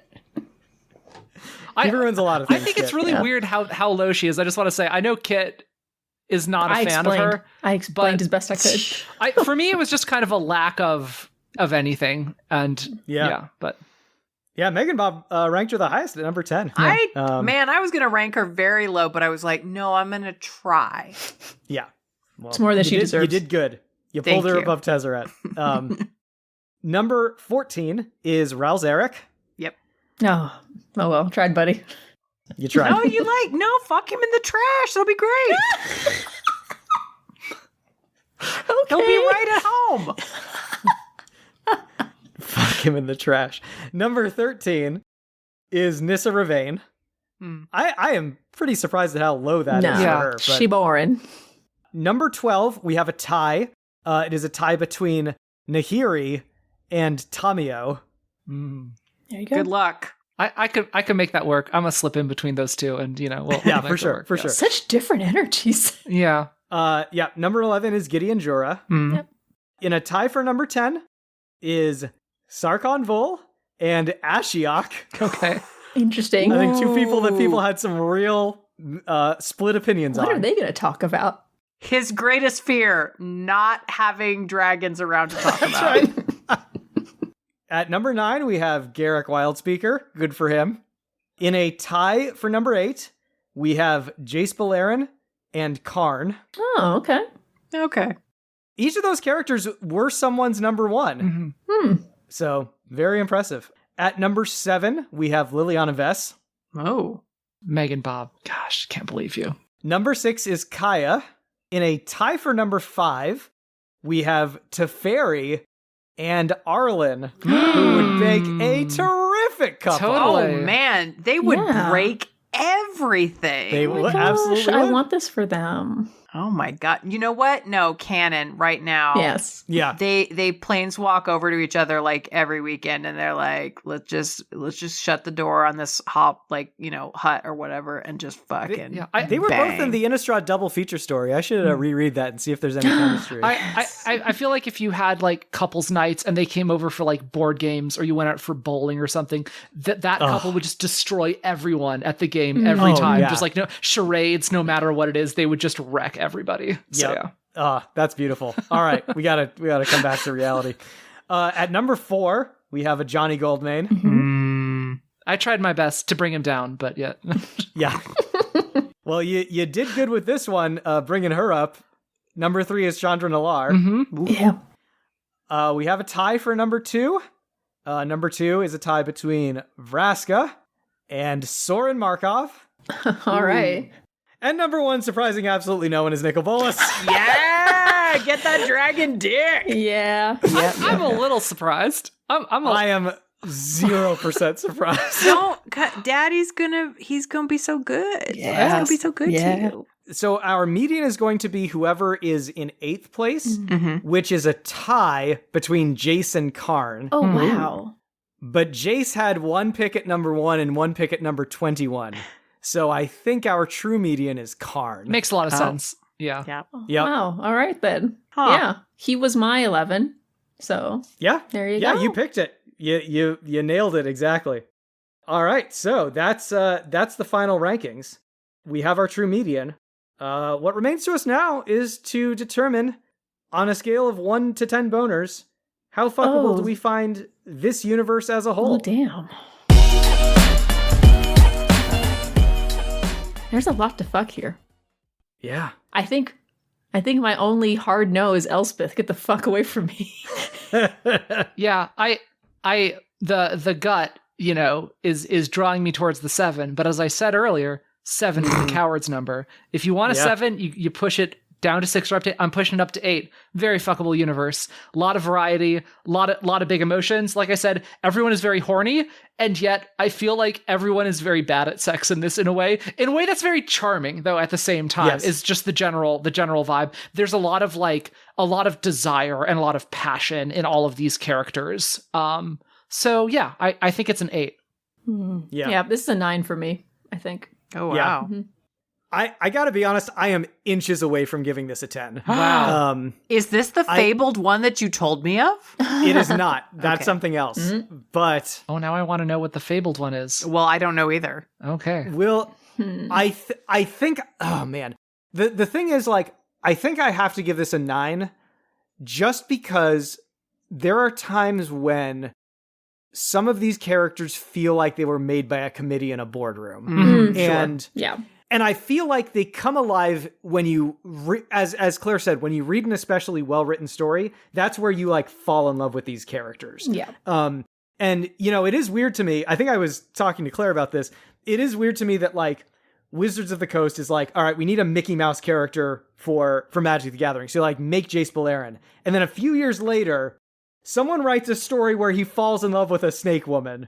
And that's the canon relationship he has. Like, Mickey Mouse is in love with a snake woman. And I love that. I Yeah. think that's incredible. Like, as corporatized as some of these characters might have started, like, they just get weird. And I think that's great. I think that's wonderful. That's like my favorite thing about them. Yeah, I think that, like I said with Elspeth, the thing was, I didn't feel any of those fingerprints on her of like, now she got weird and someone cared and agree. someone put their Agree. soul into this thing to bring it to life a little bit more than just the kind of action figure version of the character, you know? So, but yeah, still, I think that just looking like the variety, the passion, the monsters, like, yeah, it's an 8. So, Bob, as the newcomer to this multiverse, what are you feeling? I don't know how to rank it. I think I'm going to say 6, but the reason I'm going to say 6 is because there is a small pile that I want to fuck until I can fuck no more. Mm-hmm. And then there is a not inconsiderable pile that I'm like, would fuck. And then there's just this like beige. There's not too much beige, but there's what feels like beige for me. Yeah. And so I think I have to say 6, even though the stuff that hits so good. It hits so fucking good, which is different than a lot of the other 6s where I've given, where I'm like, just, you know, there's just not a lot of stuff that hits, but there's like a lot of yeses. This is like tactical missile shit, some of these. So I don't know. Magic they are not looking to please everybody, and thus, when they do please, boy, goddamn, do they please. this is actually really funny that you bring that up, because this is tying into a thing that Mark Rosewater says, which is that basically if you make something and everyone likes it, but no one loves it, it's going to fail. Yep. And he says it's okay if some people hate something as long as other people love it. In terms of like both a game, like a whole property, a thing, or even like an individual character, an individual story thing, like, you know. And I think that with this, the whole thing with Magic is you don't have to love all of them, and we don't, as long as like they're made so they're all making such strong creative decisions with a lot of them, and some of them are so bold that. And they're so different from one another, like, one of them's gonna hit for you. And I think that's kind of Magic's philosophy, is it goes wide and it goes weird, but you don't have to play with all of it. There are so many toys to play with, and you pick the ones you like. Yeah. Well, that leaves us with an average boner rating of exactly 8 boners. Ooh, that's pretty good. Extremely respectable showing. Yeah, this little nerd game for nerds is quite sexy. On that note, what did we learn here today?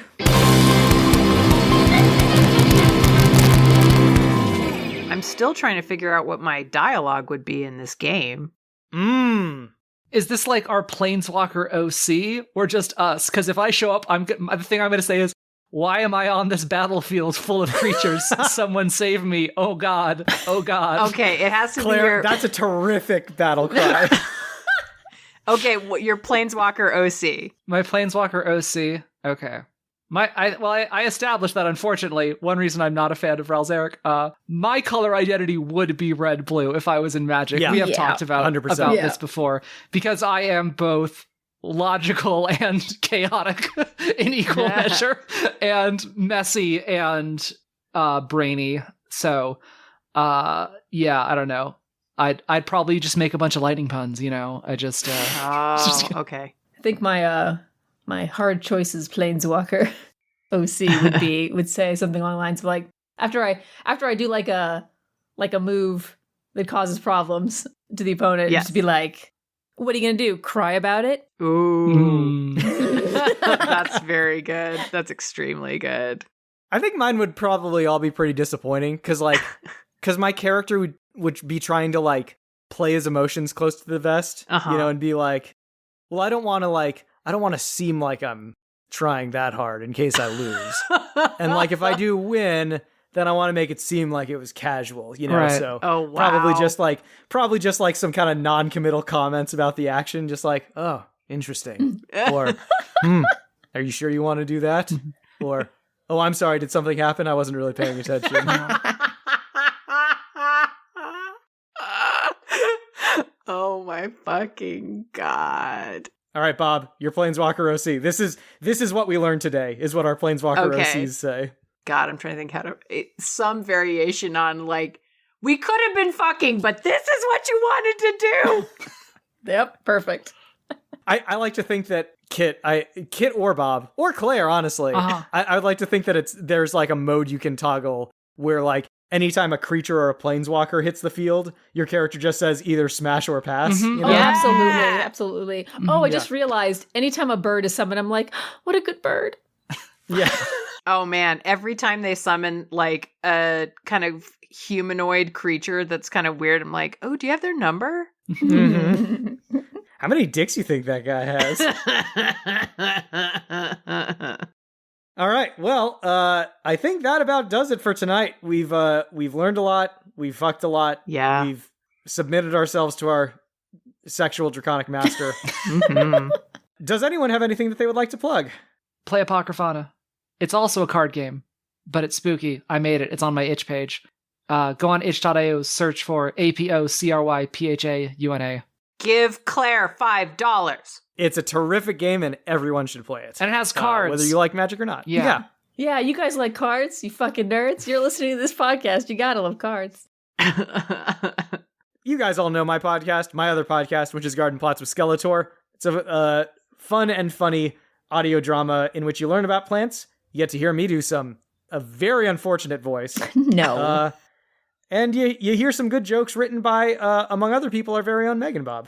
Yeah. And then my other podcast, The Next Wrestling Fan, where I talk with new podcast dad, Chris Newton, about NXT from back whenever Sami Zayn was doing wrestles. Mm-hmm. That's available over on the NXT Wrestling Fan, though we say The Next Wrestling Fan, because at the time I wasn't a wrestling fan, but I am now. All right, well, thank you for joining us on this especially magical journey through the multiverse. And hopefully you'll come and join us next time when we're talking about parks and recreation. Yeah. But until then, friends and neighbors, stay hard.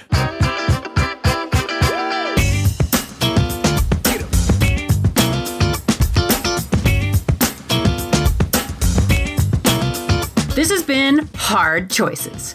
If you want to show your support and get even more goofs from behind the scenes, visit patreon.com/hard choices and become a patron. You'll get exclusive voting rights and participation in every weird new thing we do. If you like the show, please consider leaving a 5-star rating and review on the podcatcher of your choice. It shows people what's fun about the show and makes it easier for others to find it too. This episode produced by Dan Mulcairn. Go listen to Garden Plots with Skeletor. He's a great Skeletor. Our theme song is Funk Me by Soundroll. This piece and all music used in this production is licensed through Uppbeat. You can find details in our show notes and listen to more great tunes at uppbeat.io, spelled UPPBEAT.io. The Hard Choices logo is designed by Claire Mulcairn. If you'd like to get into touch with us, look for the Smash Fiction Fan Faction on Facebook and join the conversation. Thank you so much for listening and hanging out with us. You're a peach!